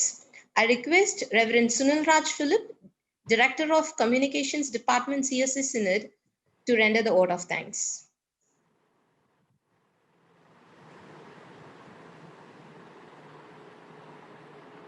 We have been discussing a very pertinent issue, a new law which will be deciding the future of India. And from many of the discussions till date, mostly the panelists and those who have responded were saying that this is going to influence India in a negative way rather than the positive way. Yes. When it comes to Karnataka region also, that kind of a negative element is highlighted, and this negative element is highlighted, and that is what actually worrying all of us. With this present central government, because of the policies and ideology which are driving this government, whatever stand they are taking, we have to see with caution. So it is not that we are seeing the government in a cynical way, but at the same time, the experience within this below than 6 years are actually encouraging us to see that each and every action the government is taking with a very serious critical analytical approach. And many of the presenters today also in different ways have raised these points, and you might be wondering that how I followed this Kannada presentations. So two things I understood today, that if we are having our South Indian language, whichever we have little a thorough knowledge in our own mother tongue, and if we are willing to keenly listen other languages, South Indian languages, somewhat maybe 30 to 60% we can understand. And my experience in the United Theological College for 6 years also helped me. That is what I feel. Maybe 30 to 40% what you were talking in Kannada, I was able to follow. Professor Esther Prasanna Kumar Kochama is the president of the Women's Fellowship. She meticulously presented those who are speaking today. The eminent personalities were clearly presented by Kochama. She is the president of the Women's Fellowship of Enda Church of South India, which means maybe for more than 2.5 million women are represented by her in South India. Thank you, Kochama, for giving a clear-cut opening for this discussion. Dr. Manon Mani, a gold medalist, and we were able to hear the golden words from the gold medalist. And thank you very much. Your what I understood is that your Kannada is poetic, but at the same time, certain areas, as a person who is leading the Dalit and Adivasi Concerns Department of the Church of South India, certain areas I have little bit of difference of opinion are there. Almost all the Dalit and Adivasi organizations, that kind of social organizations who are working with marginalized communities, are seeing this new policy as something which is actually in a very deceptive manner trying to bring in the Manuvadi time. So we should be very careful. That is what I feel. But your expertise and the way you present in a beautiful poetic language is very well appreciated. Thank you very much, madam. And what I understood, if I am wrong, please correct me. Dr. Peter Wilson Prabhakar was correctly pointing out what this new education policy is going to do to the marginalized communities. How instead of the diversities, how a homogeneous attitude or the culture of the elite is going to be the culture of the land, and other cultures will be undermined, and how it is going to affect the Dalit community, students and all. That is what he was saying. That is what I understood. If I am wrong, please correct me. But what I understood is that you were trying to see this from a sociological perspective, and you have taken a critical, analytical perspective. Thank you very much for that fantastic presentations.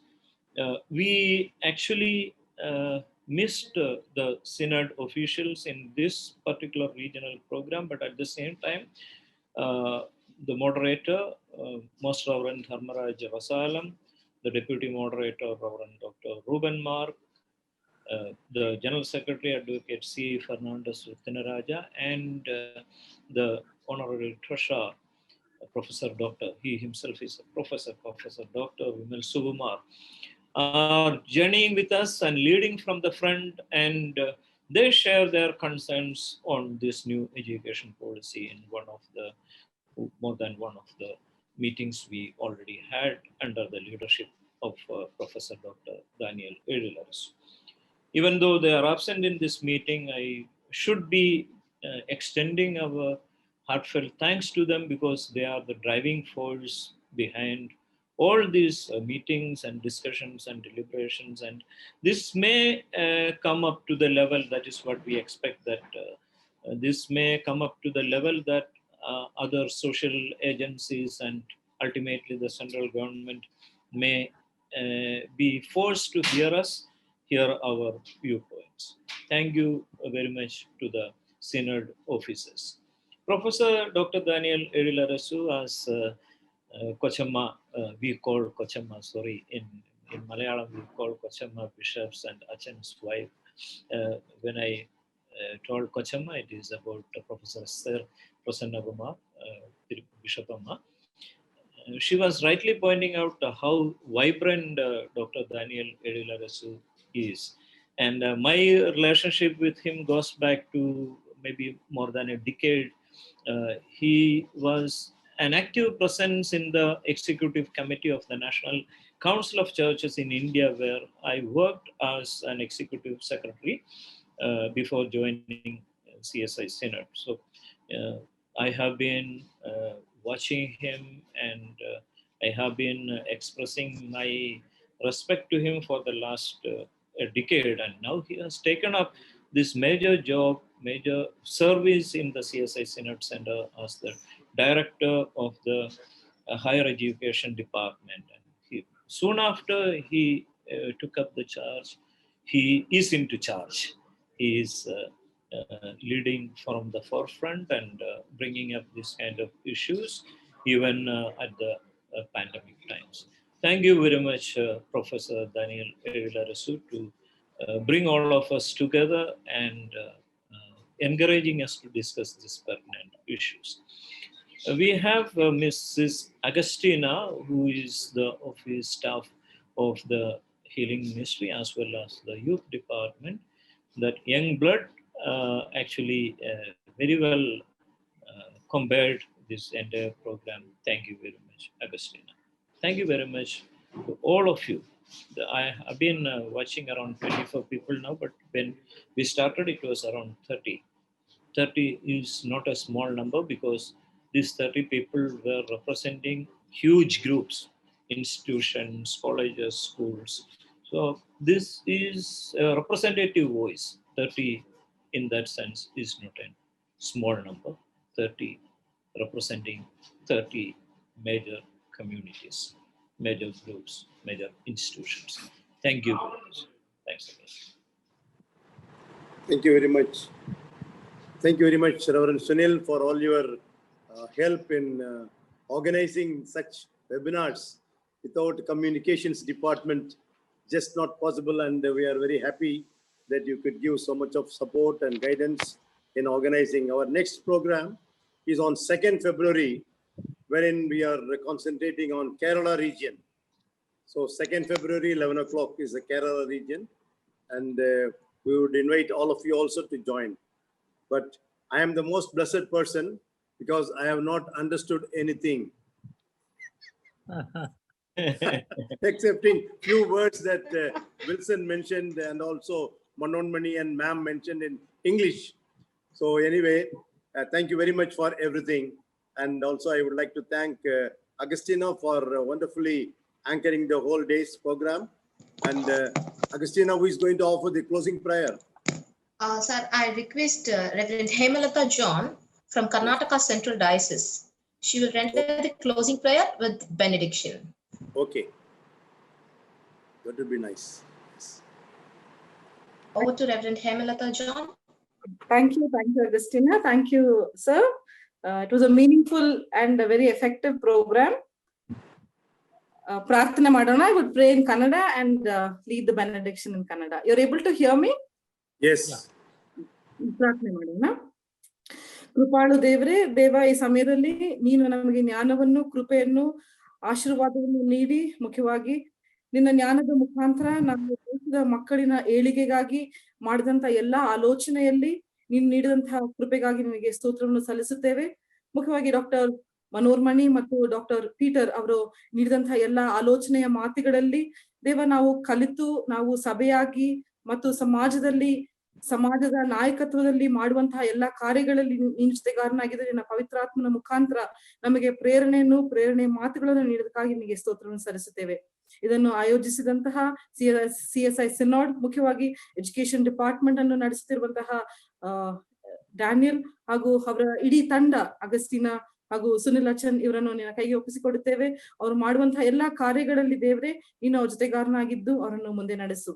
ದೇವ, ಮಕ್ಕಳ ಏಳಿಗೆಗಾಗಿ ನೀನು ಹೇಗೆ ಕೃಪೆಯಲ್ಲಿಯೂ ಕ್ರಿಸ್ತನು ತಮ್ಮ ಲೋಕದಲ್ಲಿ ನಡೆಯಬೇಕಾದ್ರೆ ಕೃಪೆಯಲ್ಲೂ ಜ್ಞಾನದಲ್ಲಿಯೂ ಆಧ್ಯಾತ್ಮಿಕತೆಯಲ್ಲಿ ನಡೆದ ಹಾಗೆ ನಾವು ನಮ್ಮ ಮಕ್ಕಳನ್ನು, ಮುಖ್ಯವಾಗಿ ನಮ್ಮ ಸಭೆಯಲ್ಲಿರುವಂತಹ ಮಕ್ಕಳನ್ನು ನೀನು ಕೊಟ್ಟಂತಹ ಶೈಕ್ಷಣಿಕ ಜವಾಬ್ದಾರಿಕೆಯಲ್ಲಿ ನಡೆಸುವಂತಹ ನಾಯಕರನ್ನು ನಿನ್ನ ಕೈಗೆ ಒಪ್ಪಿಸಿಕೊಡುವವರಾಗಿರುತ್ತೇವೆ. ಜೊತೆಗಾರನಾಗಿದ್ದು ಮುಂದೆ ನಡೆಸು.